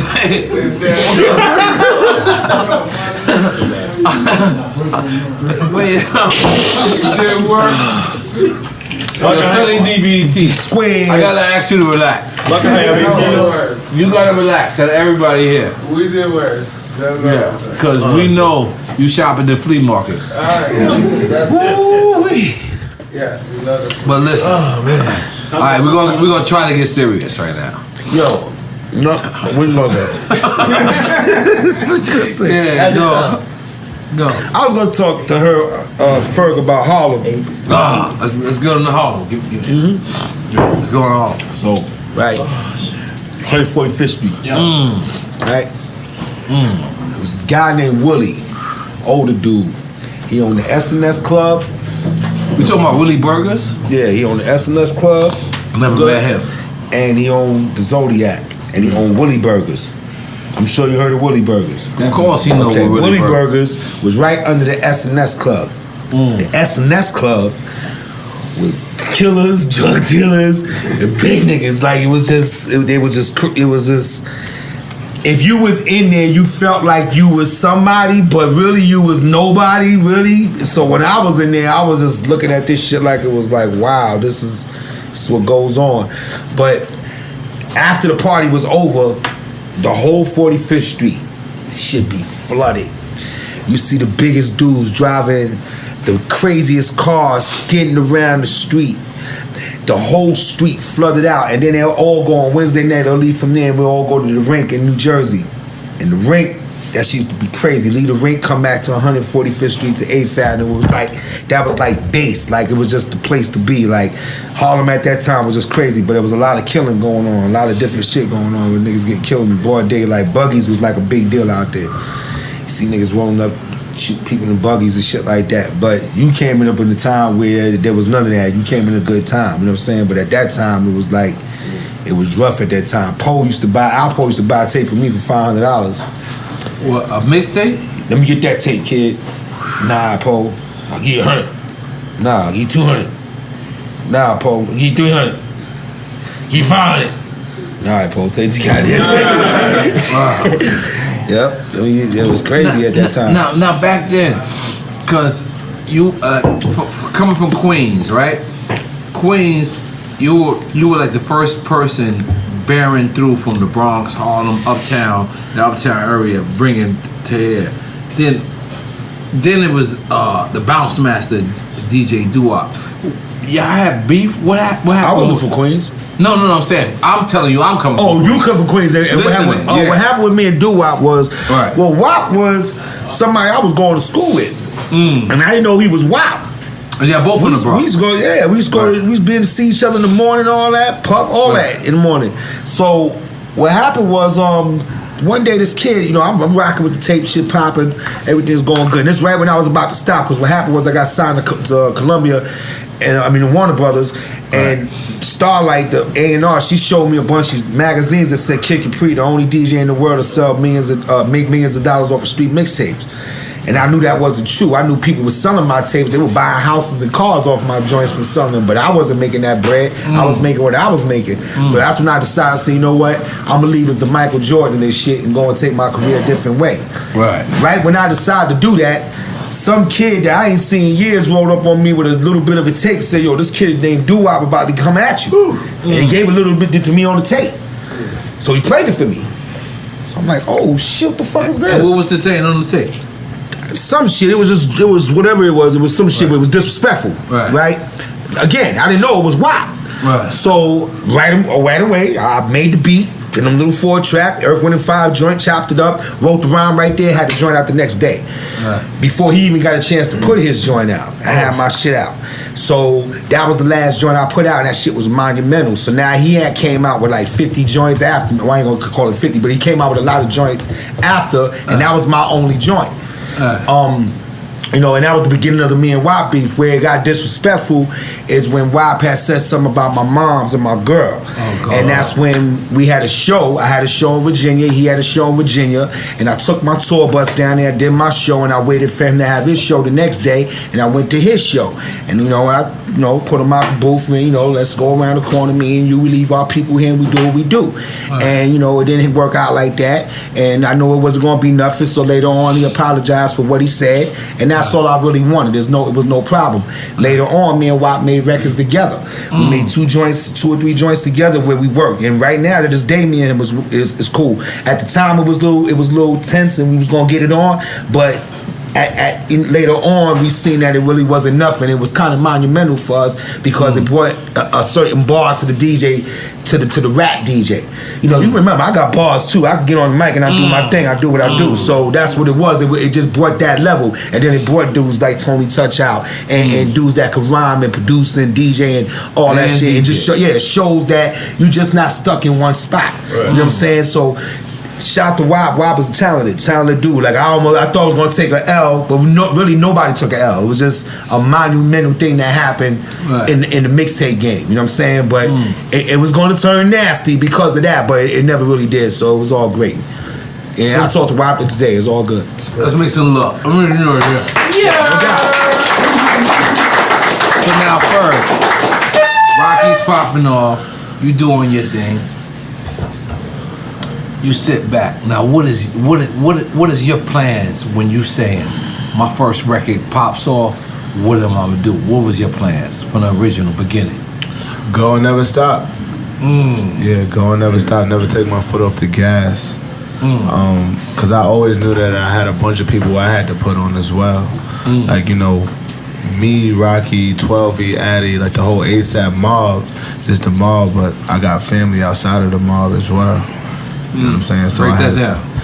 I got people I grew up with, kids, Marty Baller, I got, my Uncle T, I got, different people that's in my family, that's a part of my team now that I have to support or I wanted to support. So it's always been not about me, it's about getting this opportunity to put other people on. And how old was you, if you don't mind me asking, when your pops passed away? It was 3 days before my 17th birthday. Yeah. And did you know your pops is a legend though? Oh, definitely. Okay. I always think about all the kids that I always just think about Dame Dash's son, because he was pretty popping back then. Yeah. As far as his pops being somebody in the industry, or Boogie. Boogie. Shouts to Boogie, yeah. Or Lil Romeo, or these people whose sons, they fathers was somebody, and I always thought damn, my pops is somebody, because he knew all these people. He introduced me to Puff. It was a bunch of killers I met. It was a bunch of different people that came to that store on 145th. So, I knew that my pops was powerful, and I knew that I was somebody special because of him. And you said 17. Yeah, 17. So what age you thought you acknowledged that your pops was powerful? Always knew that. Always knew that. Because he wasn't only powerful, but he was a good nigga. Yeah, he was incredible. And that, and Cool you know, shit. you know, that's the only thing that I hold on to in life is just being a good nigga. Right. Like I don't give a fuck about anything else. I don't give a fuck that's what right. a nigga think about me. I just want to be a good nigga. Right. And that's what your pops. Right, on definitely. mine. Definitely. He's 100% a good nigga. Yo, his He funeral, didn't care. He didn't care was about like a making- concert. Like everybody was there. Yeah, Everybody Puff came was there. by. Yep. His Puff moms was there. Everybody. My pops was just like the bridge. I like to call him the bridge because, like I said, he was the bridge between the streets and mainstream. You know what I'm saying? He wasn't like one way. And you know, he always kept like a solid base in Harlem, and he put on for his people.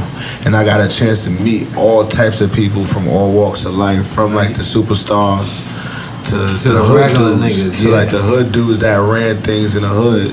You know, that knew how to talk that politics and who you had to speak to if you had to come around town and you wanted to make some moves. He knew everybody.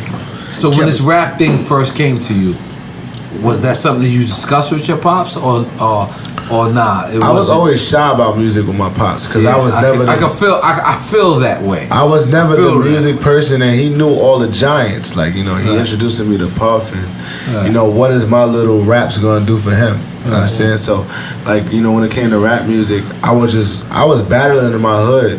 He didn't even know.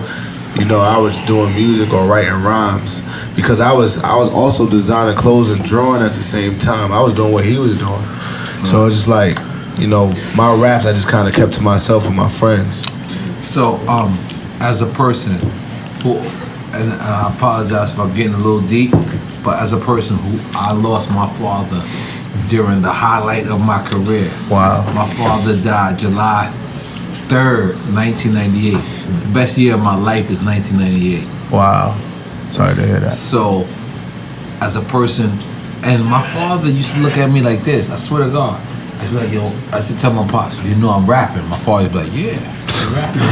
Because he's a hood nigga, like, but Spanish with a tail, 75 tattoos, earrings in his ear, like, you know what I'm saying? Like, he's one of those. He look like Tony Touch. Yeah, like, straight up. Like, just like with green eyes. He nigga got green eyes. This is my boss, right? So I tell him I'm rapping. He used to go like, yeah, we rapping. And I'm like, no, I'm really rapping, bro. But like, the point I'm trying to make is, hey, you smoking Tony Touch? Yes. You just told me no. Yeah, but now yes. Let's go. We got more, right? Come on. So the point I'm trying to make is, like, you see who your pops is. You've seen it, and now you becoming yourself.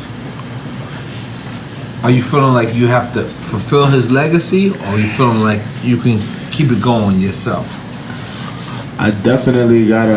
I'm an extension of him. How I like it or not. Like, you know, I came out of it. Look just like the nigga. Yeah, exactly. So, you know, definitely gotta keep the name alive and what he established. But I'm definitely myself as well. Like, I got my own ideas of how I want to live the rest of my life, or, you know, mistakes that he made that I could learn from as well. So, yes, sir. You know, definitely continue with his legacy through doing what I want to do. All right. Yeah. Like the thing about me is, like, my father was the only Puerto Rican nigga in the whole 6 blocks radius, right? But my hood is a black hood. Every black nigga loved my father. So my whole goal is, should everybody love me, or give you a occupation that you could love me for you to get to your next level. And that's what I'm doing right now. Let's make some noise for me. Let's smoke some more weed. My dad, hold on, let me tell you. My dad, what nationality? Yeah, I'm gonna get to all that right now. I feel like you like 52 nationalities. All that right now. He's a United Nations. I'm half black and half Sicilian. Everybody thought I was Puerto Rican for years. Right. Cuban Sicilian. No, I knew you was Italian. My dad was the first soul singer with a Latin band. A very known Latin band called the LeBron Brothers. In '68, he was singing soul records with them. They would play the Latin music. He was singing soul. So then he left them and he became his own artist. But before him, his father, my grandfather, used to play trumpet for Dizzy Gillespie, Count Basie, Miles Davis, sitting with all them dudes. So the music always been around. Yeah, the music always been around, but he was the first one with a Latin band. That was crazy back then. I play that music right now for certain people. Ferg, where you going? What's the bathroom? All right, good. It happens on Drink Champs. Wait, so your Sicilian father was in a Latin band? My dad is black. So where's the Sicilian side? My mom's. Your mom's Sicilian. Yeah, Tell you my mom's something. You can't understand where Kid Capri come from. You just gotta respect it. I just asked the question. I understood I'm it. just telling you. I don't think you I've been understand following this anything right nigga for years. I knew this nigga 17 countries. And see, another thing I want to make sure, I want to get one thing clear is that, like I said, we do a lot of dates around the country and we play for the young and the old. I don't want nobody to sit here and watch and think that, you look at me and think I don't know what all the trap joints is and all the joints is and everything. Like, we do this every year, every week. Like, we on the road every week for the young and old, smashing everywhere we go. But a lot of youngins may heard the name Kid Capri and may not know the Kid Capri experience, never been through it, never know what it is until they see it, and when they see it, they know it's a whole nother level to what they probably been used to. But for the ones that didn't see it, that's what it's about. And that goes into saying, like, not everybody that come from our era, which I consider myself Mr. Every Era, but not everybody that come from our era is stuck in an old school way of thinking. Right. Okay, let's relax. You know what I'm saying? 1 second. Mr. Every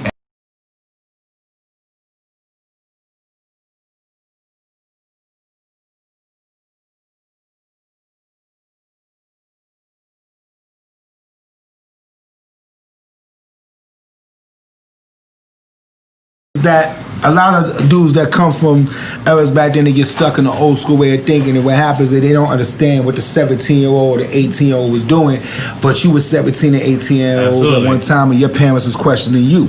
So it's not, when them 17-year-olds and them 18-year-olds and them 21-year-olds make that music, they're not making it for the grown person, they're making it for the person that understand what they're doing. If you happen to be grown and like it, then you like it. Now I watch 50-year-olds dance to trap music every, all the time. At the end of the day, a hit is a hit. Doesn't matter what the age is. Yep. And this is why I started the Kid Capri Block Party on Sirius XM Fly. I play, you'll hear Young M.A. Like I told you, you'll hear Young M.A. You'll hear Al Green. You'll hear Drum. After that, you'll hear KRS-One. Like, it becomes that. It becomes putting everything together, bridging the gap, instead of saying the old is over here, the young is over here, and nobody. Because what's good is good. What's good is good. That's what it is. That's the bottom line. Because at the end of the day, when you, like I said, that 50-year-old going to that party, when that DJ play that trap record, your ass is on that dance floor dancing to it. But then you're going to talk bad about the youngins, about what they doing. Again, let them do what they doing. They ain't doing nothing. If they was tearing shit up in the street, then that would be a problem. They making music that people understand, like their generation understand. Let them do what they do. Why are you talking bad about it? If you don't like it, don't listen to it. You ain't gotta like it, but don't talk bad about it. If anything, you get a chance to help them out. Tell them the right way. Tell them, all right, you doing this, now try this too. Try this too and put it together and make an album that got colors to it. Don't just put something out there where it's just one thing. Cause I get a little fed up with that. You hear one album is all the same beats all the way through, same speed, same this, same. I mean, okay, yeah. You want to hear a little bit of variety and shit, yeah. And I don't want to hear an album of all features. Like, I want to hear you. You know what I'm saying? So everybody got there what they like, but at the same time, nobody has the right to tell you what to make. You make what you want to make, and if they like it, they like it. Who are you to judge it? You know what I'm saying? Right, and that's real shit. It's real shit. Make some noise for that. You know what I'm saying? Now, Tony Toka. What are we doing next for Tony Toka? 150 MCs. Or do you want to have a shot? I feel like you want to say shot for now. Maybe that. Yeah, let's do a shot. Come on. Yeah, I was checking out the little things. Yeah, I was figuring out, which one. You gonna go bomb? No. I was gonna see if I could score one of these guys up there. Oh. What is that? What's that? The collection they got going on up here with all them. You gotta relax. You way too hip. You way too hip. That's what happens. You gotta smoke. It's decoration, though. I don't know if they can When you smoke, you look at these It's things. decoration, though. It's decoration. You can't take the decoration. Come on, you gotta relax, though. Well, So, in any event, I was just admiring the. So we're not gonna have 150 MCs. are we upgraded from 50 to 150? No, I mean, that would be kind of ill. Actually, we've already recorded like over 150. I believe it. So. But like Kid said, it's a lot of work, man. Like getting people to record and paperwork and this and that and this. But how annoying is it? It's a lot of work. How annoying is it, though, God? Like when you wanna finish something and you're depending on all artists. Is artists really annoying? Let's just throw it out there because I'm not an artist no more. Yes. So you can throw us under the bus and I'm gonna actually cheer it on. Nah, not at all. It's all. I say yes. It's all timing, man. That's it. It's just. No, it is true. What you said is right. The timing it's all timing. Like everything line up, paperwork, vibe, record, this, that. It just goes. I feel sometimes artist is a piece of shit. You can say that. Sometimes. I think sometimes depending on who you are, and I'm not speaking about myself. I'm taking myself to the left, but depending on who you are, you get a call faster when you're doing something. You know what I'm saying? Like, break that down. Get something out of you. We don't understand anything you just said. Break it down. Okay, what I'm saying is it's like if you a certain caliber here, you ain't gonna get the call as fast as this mogul right here, or this dude that sells this amount of records. You know what I'm saying? And like again, I'm not speaking for myself because I hardly ask anybody for anything, but I'm speaking in a general term. Sometime the dude that's down here. I remember one time Eminem said something to me. He said Eminem said something. Yeah. He said, "Don't go and spend a whole bunch of money on the artist that you think is going to give you the hit record, because you can go and spend all that money on that artist and he won't give you shit. Your record won't go nowhere. Now you done spent all that money on this artist that you think is going to give you somewhere because he's popping." And that's the truth. Redman said it's about the producer in your hood that give you that sound that makes you be who you be, instead of you running to the dude that is popular. You know what I'm saying? Everybody gets caught in what's popular and not what's authentic. You know what I'm saying? And that's what happens a lot of times. Authentic is the most important word. Authentic is what's the most important, because authenticity is going to give you the business. They're going to give you what you pay for. When you deal with popularity, okay, yeah, we won't want to deal with things that's popular, but is the popular person giving you authenticity? Are they giving you your money's worth? Right. Do you feel good at the end of the night paying them? Right. You see what I'm saying? Did they bring a whole bunch of people on stage and that's their show? You know what I'm saying? Like, what are you paying for? What are you looking for? Are you looking for popularity, or are you looking for somebody that's gonna get the job done? You know what I'm saying? So I don't know. My way of thinking is a little different, maybe a little different than a lot of people, but the business is the business and people like what they like. But I just think that the smart thing is that you cater to the people that follows what is the real shit. The real shit is paying the people that pay, satisfy them. Don't get so caught up in popularity. Get caught up in what's gonna get the job done. I feel like we gotta make noise. You know what I'm saying? I want to sound too preachy, but I mean, I know y'all expect me to tell y'all the real shit, so I'm gonna be real about it. And that's just the way I see it. If I was a promoter or something like that, I would want to promote on the short thing that's gonna bring me money later on. You know what I'm saying? Not just for the moment. I want to go on with it. You know what I'm saying? So that's what's up. Dog, how you feel about that? This nigga give us the thumbs up. Hey, you know what? I'm in Miami, first of all. You can relax. It's already awesome. You listen. You go relax. Yes. It's okay. You family, all right. Love it. And we in Mr. Creams in Winwood. Mr. Cream. Shout out to Did y'all niggas have some ice cream here too. You niggas had ice cream? You had ice cream? You had a hot cocoa. I had the chocolate shit. That's You called them a hot cocoa? That's No, I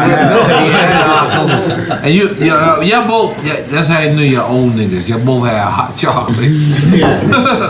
I'm an old nigga too. Yeah, we old. We didn't have hot chocolates. No, in my mind I had hot chocolate In with your them mind. niggas. When they had it, I was like, I got hot chocolate too. Amazing. And No, I didn't get it. relax.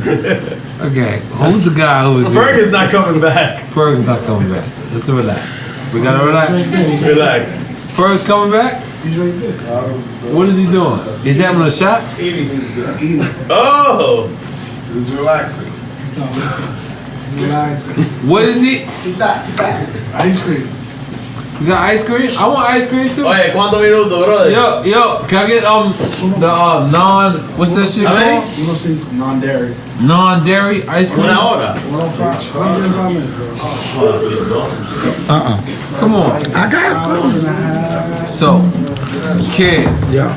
at the end of the day, we have to please our women. Absolutely. I hope so. A happy woman, man, make you happy, boy. You be all right. Trust me. You can get money with her. That's what I'm on. Right? You can get money with her. You can do a lot of things, man. Yo, Ferg, you gotta hit one. Shit could turn bad too. Come on, man. If you don't smoke, don't make them smoke. Just one hit. Just Nah, one. man, don't listen to for this your guy. fans. This guy. It's for your fans. Ain't got nothing to do with me. Shout out to all my fans. Pick them up and hit one hit. All right, just pass it to Tony Touch and smell it. Tony Touch. Pass it to Tony Touch, please. Yo, Chichi, yo, there kid, you kid, you been getting a lot of money for a long time. That's all right. Do you listen? At one point, Jay-Z has to say he's the greatest guy of all time. My dude. Do you not feel like you're the greatest DJ of all time? I mean, everybody gonna feel like they're the greatest, but No, I ain't say feel like it.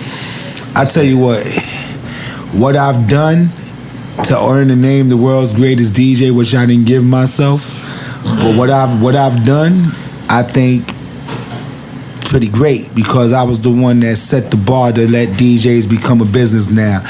If I didn't do what I did, where would it have went? You rock on the mic the way you do because Kid Capri did it the way he did it. You play the records you played the way you play it because Kid Capri set that format up. You became a hot party DJ because Kid Capri gave you the blueprint of how to be a hot party DJ. Let's not get this twisted. You see what I'm saying? A lot of DJs is doing what I do and don't even know they got it from me. And I'm happy for that. I'm happy to sit back and say I rock the whole nation and let a whole nation be able to take care of their family. I remember one dude walked up to me in the mall. Yo, kid, it's because of you I'm not killing somebody. It's because of you I'm not robbing somebody's house. I did what you did. I followed you, and I'm taking care of my family now. I ain't got to do that crazy shit no more. You know what I'm saying? So, knowing all the things that I've done, we can sit here and talk about it all day. We ain't got enough time. But knowing all the things I've done, sitting back and just realizing when I see somebody on the mic DJing and they got the setup like me and they all that and they saying things I might have said or saying it the way I might say it. It just makes me feel like, yo, you did your thing, kid. You did your thing. You didn't just waste your time. You ain't bullshit. You did something that really moved culture. You know what I'm saying? And you also went on tour with the Locks, right? I went on tour with everybody. Right. I've been on 25 tours. If you want to talk about Def Comedy Jam, I've been on that tour for 16 years. I'm sorry, 16 years. And then who else? You ain't going on tour with Jay-Z? R. Kelly, Jay-Z, Puff, Buster, Usher, Drew Hill, Genuine, Aaliyah, Bone Thugs, Rakim. We go on and on and on, man. We go on and on and on. But mostly, I'd be on the road on my own doing what I do. I've been doing 200 shows since 1991. You know what I'm saying? So it's like that's why, like, even in New York, like, I love New York. I'm from New York, but I don't like how New York is moving a little bit, especially when the promoters acting like they the stars and shit. Like, you put yourself big on the flyer, and you got the DJ down here. Come on, cut it out, B. At the end of the day, and you know, when you come to one of my shows, I got my opening is me. You ain't gonna hear one record 5 times in my party. You know what I'm saying? You're gonna hear it one time, you're gonna hear the whole party smashing from the beginning to the end. Doesn't matter who it is. When I step on that stage, it's pandemonium, period. From the beginning to the end. It ain't no down period. It ain't no standing around. It ain't nobody thinking they cute. It ain't none of that shit. It's real business. And that's what I do. So I don't know how everybody else doing it. I shout to everybody, you get your bread, do how you do it. You come to the Kid Capri event, you're gonna get your business done. And that goes for promoters, that goes for anybody that paid for a ticket. I think about the people first. For years, I took an artist, a DJ, and this is another thing I want to speak about. You know, some of the people might not understand what's the reason of bringing a DJ with me instead of just having DJs just go on. I don't like people not getting their money's worth. So when I bring somebody with me, I'd rather spend the money for that person to come out and make sure that we not bumping heads so that people that pay their money is getting a full show than to have the DJ that want to come in there before me and do what you paid me to do. You don't need that. You don't need me there. If you want to come in there and do that, then you ain't the type of dude that could rock a party with C&D records. You a dude that depends on the record to be hot. I play those hot records at the end of the night like I don't even need them because it ain't about those records. Anybody can play those records. It's about you. You see what I'm saying? If you can't sell you, then you're just like everybody else. And there's nothing different. You know what I'm saying? That's the difference. When you come in there, it's about making sure the people that paid their money feel better than they did before they walked in there. And when you leave that scar there, that promoter knows. I don't give a shit who you get. Kid Capri, he shook this shit. Let's go get him again. Let's go take him into another city. Yo, my man that you promote, let's go get Kid. You want to get some bread? Let's go get Kid. Every show I do, swollen. Everywhere, and it's not because of me DJing, it's because everything else that come with it. It's professional, we on time. The people that work with me make sure your shit's gonna be right. We gonna make sure everything is together. You ain't gonna throw me in no corner like I'm some neighborhood DJ. You gonna put me on stage like I'm supposed to be, the same way you gonna put Jay-Z on stage. Same way you gonna put the dude with the hit record on stage. And I'ma sell this shit out the same way he did, and you're gonna treat me like you treated him. If you ain't gonna treat me like that, go get the next dude to do your show, because I don't need it. I do 200 shows a year, homie. So this is the attitude I've been having for years, and people may not understand it. But I don't want to be looked at as a DJ to just play records. You're going to look at me as a force to be reckoned with. And if you don't, I don't need you. Simple as that. I do a show with Ferg. Ferg come on. His record drop. They going to go crazy. What I'm going to do after Ferg get off stage? I'm going to do something that's going to make niggas go crazy. You're going to say, yo, that nigga Ferg ripped it, Kid ripped it. Whoever came after, he better be good. You feel what I'm saying? Because that's what it's about. I'm a DJ. I'm not the dude that make the record. I'm not that. I'm a dude that'll play your record better than you perform it. Don't play yourself. You see what I'm saying? And that's how we're going. And this is what we were inspired on. This is what inspired us right here. I'm just saying, real shit. You know, like again, like I made my first album. I rapped on the whole album. Warner Brothers came at me. I was hot in the street with the mixtapes. Yo, we need you to rap on the joint, say the rhymes that you send on your mixtapes. And I'm in there making the beats in the studio, writing the rhymes right there. And I wasn't trying to be no rapper, but all right, this is what they want. I couldn't make hit records being a DJ, so I had to do it that way. So I did it that way. When I got a chance to make my second album, then I got a chance to just show the production side and get everybody else. I got Jay, Buster, Lost Boys, Pun, N.O.R.E, everybody, put them all together, made soundtrack to the streets. Now I got top tier. This is gonna be another thing. And remember, everything I do, no matter how big my name is, has always been from the ground up. I sat on that street corner. I sat on the middle of 145th Street and 8th Avenue where it was killing, shootings, niggas get robbed, all that. I sat in the middle of that. I didn't know if I was gonna get robbed or killed by sitting there just selling mixtapes. Chicks was driving by laughing like I was doing bad. I used to have to put 14 gold chains on my neck just to look like I was doing good. Sitting there in the middle of the street selling this shit. And the shit took me the way it took me. Now, at the end of the day, you know, I didn't know what was going to happen. I know the shit was going to blow up the way it blew up, but the shit blew up. Once it did, I made sense of it. I made it happen. You know what I'm saying? And that's it. That just goes to show anybody, it doesn't matter who it is, You put yourself in it. Look what y'all. You've been making records forever. That's right. You know what I'm saying? You've been making records. Look where you at now. Whole different lane. It's beautiful. Whole different lane. It's right beautiful. now, you can sit here right now the way I'm doing on Periscope and on IG Live. I sit there. It's not just about the music and the way, the freaky way I play it. It's the lifestyles, everything I say to you, and you're gonna believe it. And the reason why you're gonna believe it, because I don't have a credibility of Kid Capri being a shitty nigga. Kid never shitted on nobody. Kid ain't never did. You don't see nothing on the internet with Kid doing foul shit or playing himself or talking crazy. Everything is authentic. So you're gonna believe what I tell you. If I say something foul about you, they're gonna believe it. They're gonna believe it because they know I don't say nothing. Same thing. You have a lane now that you could tell people, you know, believe me. Believe what I say. This is the truth. This is what's going on. And as long as you stay like that, people gonna follow you. You drink champs is the shit. Let's get it straight. Talk about it. That's why I'm here. Let's get it straight. I'm on vacation. I took a vacation because I've been working my ass off. I'm on vacation. I've been offered to do shows and parties and all that shit. But he offered me money to do a show. I took nothing. The only thing I took was Drink Champs. The only thing I took because this is my dude right, y'all. My dudes. I want y'all to rock. This is my wife tell me when I do something good. Come on, everybody. Thank you. No doubt, man. I love you, man. You know that. Nah, I love you too. I love you too, man. We go, no? Nah, but same thing. Yes. What's up, B? Yes. Word up. Ferg sitting here like, damn, this is a classic. Listen, Ferg, it's a classic episode. I'm happy to be a part of it. Classic. We happy to have you here, bro. Now, what are y'all niggas gonna do? And come on, in the ASAP camp to take control over New York. We depending on you, Rocky, and all y'all to take over for us, cause I don't want to rap no more. I'm okay already. Man, I think it's bigger than rap though, man. I think it's no, we need y'all niggas to take over. No, we're gonna rap. We're gonna take over, but I think it's bigger than rap. Cause the last thing can I break it down a little bit more so you can break it? Because you know why? We're from New York. Right. We're all from New York.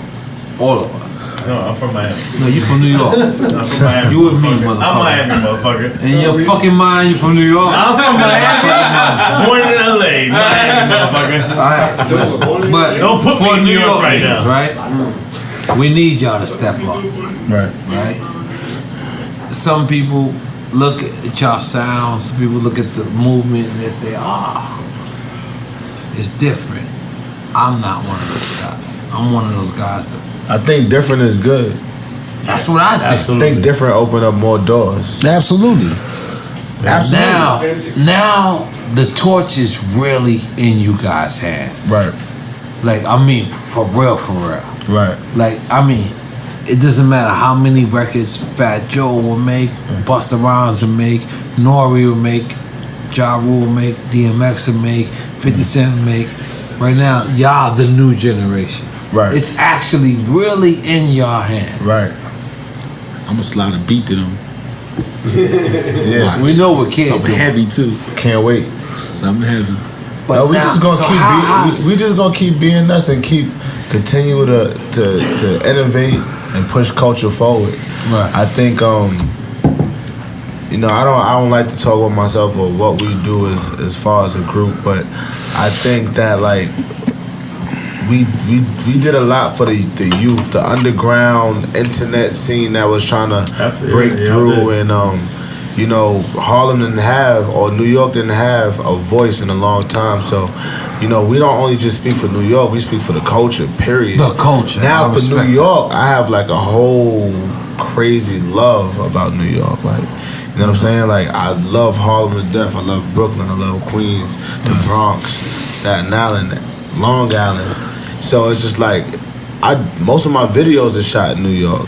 And when I do that, when I bring them cameras around, I'm giving kids an opportunity to jump in front of that camera and do what you do. Show them your talent, show them what you do, because that's what I was doing when them cameras was coming around. God damn it. And also, I love being in the city. I love being in the city because I love when I seen you in the neighborhood, or when I seen Cam in the neighborhood, or Jim Jones, or you know, these guys. It was like something to look up to, aspire to be. So no, I just gotta ask that because the legends from your hood is Jim Jones, Cameron, but it feels like Cam is co-signing y'all. But it's a certain energy that comes. Am I bugging? What do you mean? It feels like Cameron is signing ASAP, but maybe every time when Jim Jones comes up, it's a certain energy that's not good. Am I bugging? You can tell me I'm bugging. Nah, I just shot a video. I didn't just shoot a video with Jim Jones, but you know, Jim showed love from jump. He knew my pops and know my family, and he does. I knew Jim actually before I knew Cam. Wow. And Jim gave me it, and this is when I was designing, and he was actually like doing like the BB Simon belts, and he introduced me to BB, and you know, this guy's like meeting up with Stan Lee, the designer of Spider-Man and all of that. Yeah. What? And like he just put me in places I wouldn't have been myself. So shout out to Jim for that. You know, some people are just, I don't know, like some people are just more outspoken than others, and you know, Jim helped me. Shout out to Jim. But that's what's up. Yeah, we need to hear that. Exactly. See, OGs need to hear that. Yeah. Shout out to Jim, and shout out to Cam as well. Like, you know. And Joel Santana, goddamn it. Yeah, and Joel. And everybody from Diplomats, goddamn it. Everybody Let's make some Harlem, noise in New York. Let's make some noise. Yo, everybody smoking. You smoking, right? You gotta take one more shot, and then that's it. All right, one shot at it. Let's take one more shot. Go for it, buddy. N.O.R.E, Bob. How many blunts you had, N.O.R.E? I don't count blunts. He had about like 9, 10 joints. 1900. But you know what's the beautiful You think you thing? can outsmoke Wiz? Khalifa, he gotta relax. So Wiz Khalifa, he's my friend. I like him. We did have a good show with Snoop, and you guys did good. Yeah, Snoop had to relax as well. Snoop went in. No, Snoop went in. Shout out to me and Snoop. We got the same birthday. Libra gang. It's big. It's bigger than Libra gang. Snoop dissed me. But listen. Oh wow. Right? Snoop dissed me. Right? I was doing a record with Snoop and Slick Rick. A record that Dre wanted to do for a long time, but Slick Rick was locked up. So when he got out, I was doing my album, and I ended up getting them. So I did Slick Rick in the Bronx, and then I went to LA to go do Snoop, right? So me and Snoop in the studio, and I said, I'm gonna bring some weed to Snoop. It's gonna be some green heavy shit, make him comfortable, everything gonna be all right. Pull the bag out, confident. Yo, Snoop. Nigga said, get that bullshit out of here. Nigga pulled out some orange shit from Humboldt County. I was like, what the fuck is that? Yo, this shit look like this shit, like this part. Yo, nigga was laughing at me. I pulled 2 blunts, 2 pulls of that shit. I ain't smoked no more that night. This shit was poison. Shit was poison. Smoke some more this night. I got this. We gotta redeem these I got West this Coast one shit. We gotta redeem it right now. I'm straight. Alright. You good? This guy's the worst influence ever. Good, Capri. So yeah, that's it. N.O.R.E got the peer pressure. No, It's the worst. It's the worst. Let me tell y'all something. And it might seem like I'm saucy. It might seem like I'm drunk. But let me just tell y'all something. Tell us something. Hip hop is the best thing that we should ever celebrate. Because it's something that we created as black, young Latinos, blacks, whatever. Nationalities doesn't even matter. It's what we created as people. We sat back, we were poor, and we created something. And the crazy shit is the biggest thing I ever learned from Leo Combs was when I'm at the Polo Lounge with this guy. He's like, I want drink champs. I said, relax. What do you want to do with the drink champs? Relax. Let me finish. And he's like, I want it. And I said, Relax. And he doesn't know why he wants it. But the thing about it is, what he did tell me why, is he's like, I can't believe hip hop celebrates hip hop. He's been down since Run DMC was sniffing coke. Angel dust. Hip hop don't celebrate hip hop. The reason why these guys they running around because back then these niggas really had beef back then. Back then they would do 3 shows because they had to move. So when he sees this and he says, you guys are celebrating hip hop and winning, it's crazy to him. Just take a hit. I just did. Fuck you. Let me tell you something though. I just came back from South by Southwest. Yes. And the range of people, that was fans of Dream Champs, it was like 18-year-olds to 40-year-olds. Yeah. And the young kids all you gotta said, hit that. all the young kids was like, thank you for teaching us about your generation. South by Southwest was crazy. Me and Buster did a show there Monday. That shit was so loud. That shit was crazy. Kid Capri, stop flossing. Relax. Yeah, I'm always flossing. You know that. Always. Hit that. Hit that. I got to. What's this? What is that? What do you have in your hand? What is that twig? You have a twig in your hand. What is that twig? No, it's backward. Oh. Anyway, Because you know he performed for Nickelodeon at one point. Nickelodeon? Yeah. You know you did perform for I did? Nickelodeon. They did, maybe. I saw it. I did a lot of stuff. Nickelodeon. Nah. You've been clean for a long time. It's a great thing. Yeah, I'm stay clean. I puff with a blunt. I'm still clean. Like, you know, grown man. So, Tony Toka, grab that mic. Pause. Grab that mic, Tony Toka. For that one. How was it being on Tommy Boy? Did you love being on Tommy Boy? I mean, they, you know, they got a history, you know what I mean? Like, with stuff that they put out. But as far as me being happy with them, I mean, I did one album with them, you know? And I mean, I had no issues. There's only one album? There was no Peacemaker 2? No, it was a Peacemaker 2, but not on Tommy Boy. I was on your Peacemaker album. That was independent? Peacemaker 2? He was on the Peacemaker one with the DITC record. Yeah. Crazy. That shit was crazy. So who put out Peacemaker 2? You gotta hit it one time. Peacemaker 2 For the is camera. For the camera. Just gotta hit it one time, pass it to Tony Touch. Come on, man. He sniffs heroin. Mad heroin. Mad heroin. That's the reason why we popping. He sniff heroin. Mad I heroin. smoke weed. Jesus. Yeah. Nobody? Yeah. That shit had me coughing. Actually, there's heroin in that blunt. There's heroin everywhere. Everywhere. Yo, we gotta relax. Let me find out we're sponsored by heroin. We've been sponsored by heroin for the first show. What show is this? 71? We don't. We've been heroining out for a long time. Listen, just relax. It's a joke. Did Mr. Lee just cut us off? Mr. Lee just cut us off. Mr. Lee. Mr. Lee, let me find out you work the camera now. I work everything, baby. Oh, shit. Yo, I get a mocha like this. Excuse me? You sure? You called them?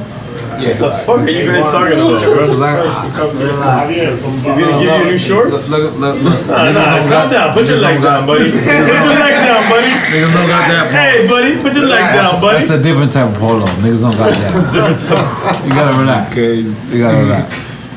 Lil Kid, you coming out? Huh? You coming out? Coming out of what? We going out. We go out. In Miami. In Miami. In Miami. Cause Kid, you just celebrated like your birthday, like you like 50 now. Yeah, my shit was crazy too. My party, man. You 50 or 51? Let's keep it real. 50. 50? That's right. Let's make some noise for Kid. Hit that. Real 50. Real 50-year-olds hit one of these. Real 50-year-old. Hit one of these. Straight. Just one. I'm straight. Kid, Yo, I'm about to cut you off, bro. I'm about to cut you off. I see a kid with his legs up at one point. Come on. I ain't fucking with you. Just one ball. Come on, one ball. Yo, I'm gonna end the show right now. You gotta relax. I'm gonna end the show. No, you gotta relax with your fucking this is a two-part. retarded blood. Two-parter? You gotta relax. Go, start the next part. Alright, let's take a shot. Me and you. Me and you? All day long. What do you want? This shit? No, yes, that shit. That shit. You do this, I do this. Alright, I'm in. Oh, Ferg. Look at Ferg.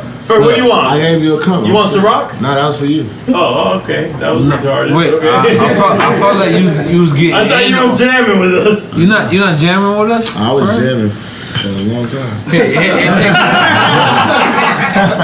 Take one hit, Ferg, take one hit. Nah, straight, bro. And you got a party tomorrow, right? Oh, definitely. You and Lil Wayne. Yeah. Woo! And this is in, what is it called? Alright, Chico LaBarge, come on. I don't know what I'm drinking. Ciroc. You got Ciroc, I got Colombian White. I don't believe you, but I'm still in. Rock and roll. Drink gin.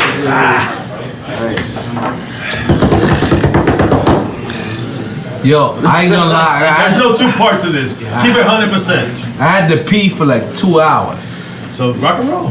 But I've been holding my shit, cause I'm a warrior. No, you're not. You're not a warrior. I'm a warrior. With an R.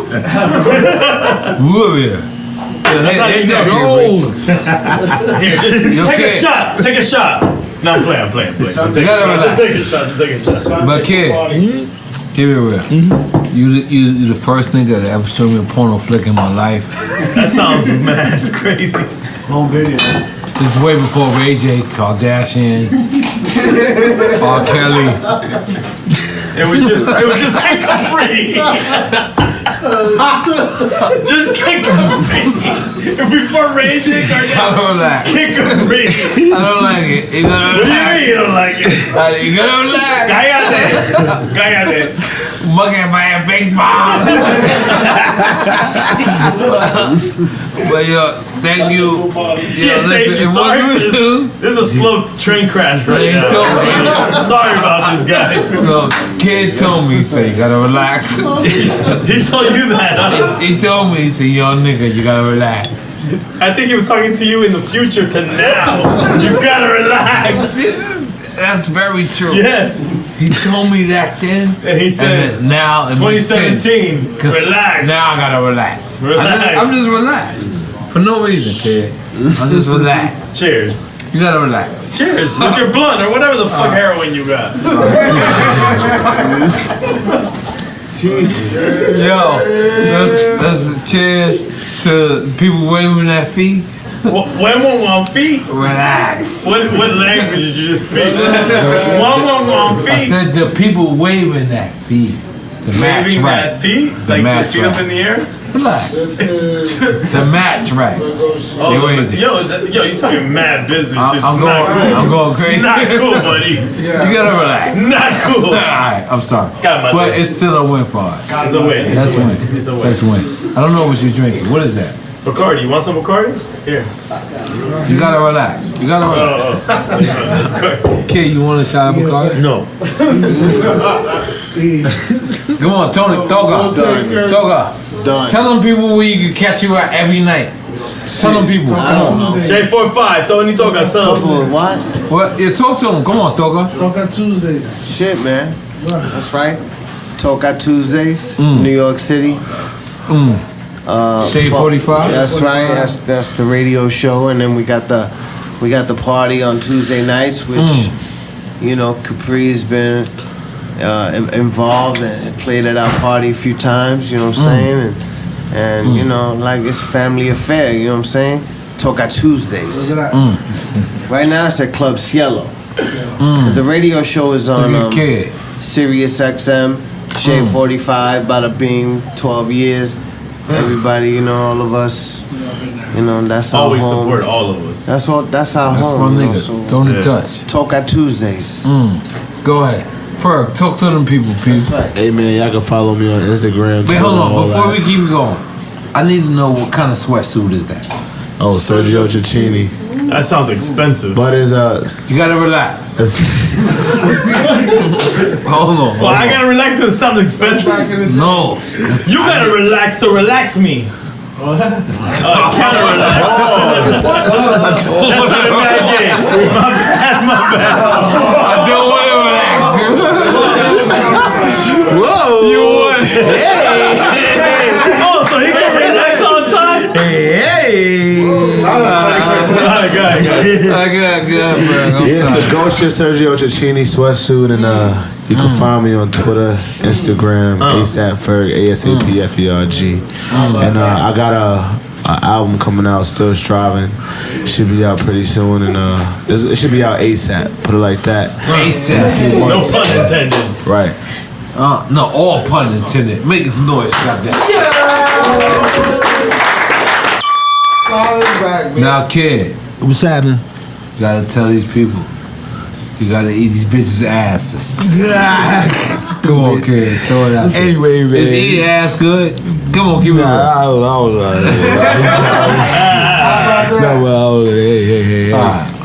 Apologies. Anyway. You gotta eat ass though. You gotta throw that out there for the youngins. For the youngins? They gotta You be gotta raised right. Eat the booty. They gotta eat booty and. I'm sorry. You want my information? No. You can do whatever you want. All right. This is your show. All right.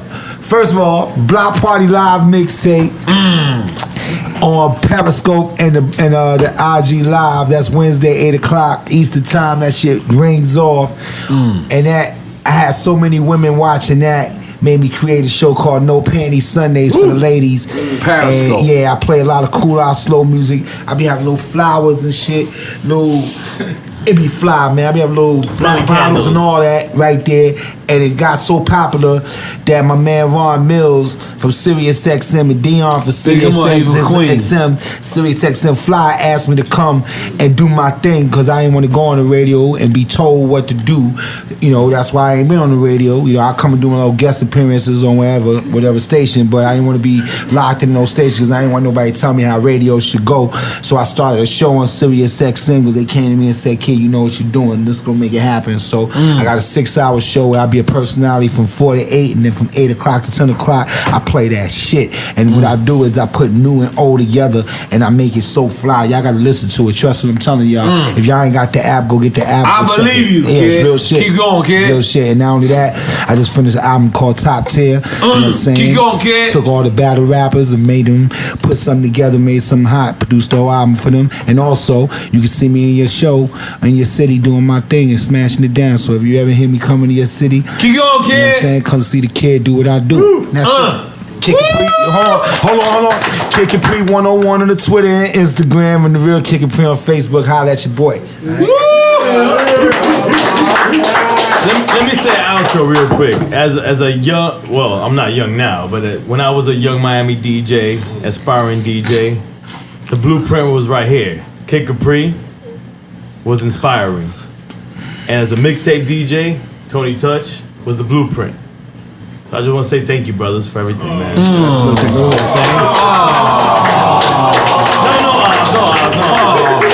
And we don't usually have young brothers here. And when I was in South by Southwest, I saw Fresher. And that was we had him on the show. We rarely have like young, new artists on the show, and he's a good dude. Right. And I really like your music, brother. And I'm saying I'm glad you're on the show as well, man. No doubt, bro. Nah, but baby. Well, the difference between like every young new artist, his father actually branded him to be who he is. So, as much as I want to celebrate who he is, I acknowledge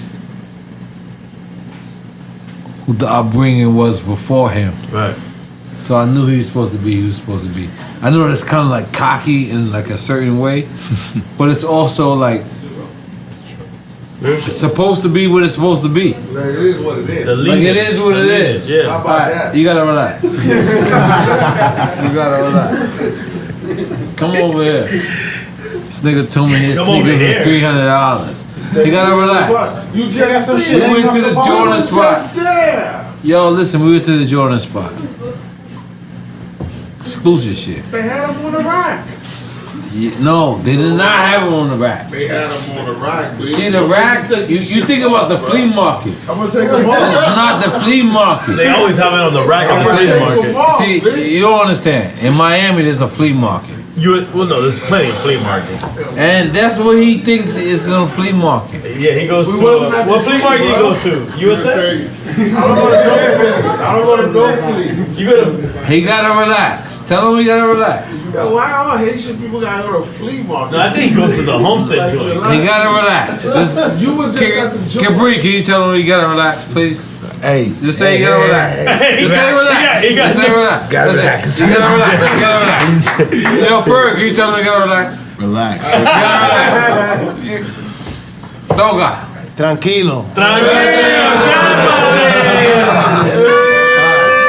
Chichi, let's take the picture. Let's get out of here, man. I'm not gonna lie. You're not gonna lie. I've been holding my piss Yes. since 4 You don't o'clock. have to no more. 4 o'clock in You the don't have afternoon. to. Let's take a picture. No, we gotta take the picture. I know. Say goodbye to the people. No, we're gonna take a picture. No, on the microphone. Say goodbye. Oh, I gotta say. Oh, listen. I'm gonna be honest. You're gonna be honest. Chichi, get the yayo. Yeah, N.O.R.E. Listen, I've been honored to share the stage right now. Puff Daddy said something very crazy to us.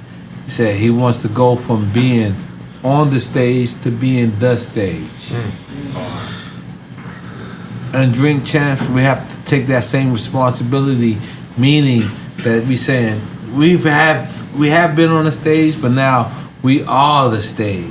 So anybody who comes and talks to us, and even though in our minds we think like it's between us, it's really not. There's a lot of people listening. Let's let them listen, man. 2.5. And let's let them relax. I mean, 2 people.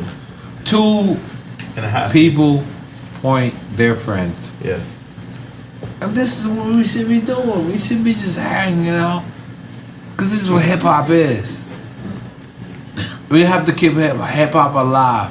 And how do we keep hip hop alive? And hip hop. It could be hip hop. It doesn't matter. Hip hop is a new genre. You just made that up. Yo, you should be the leader of hip hop.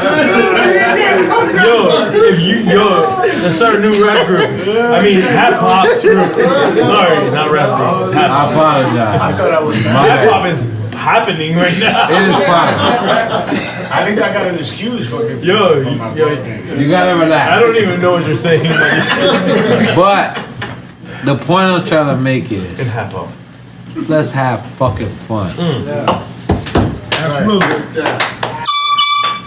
If you living your life having fun and it's fake fun, don't live your life no more. Go die. Wow. That was morbid. Damn, man. All right, make some noise for that. Not really. I have fun every day I wake up. I have fun. Me too. And you should have fun every day. I have fun in my own damn And house. so I ain't should gotta leave we. my house. Every day you wake up, you say, "What the fuck? What up? Alright, cool. It's fucked up shit that happens. You know what I'm saying? Look. You wake up, boom. And then you're like, And then he's and then by every time you hear some fucked up shit that happens. Who gives a fuck? You just got elbowed it. Bam. Okay. Walk out there, bing bong. Let's go. Let's go. Come on. All right. All right. Right here. Drop. Take a flick. Everybody, take a flick right here. Sorry, guys.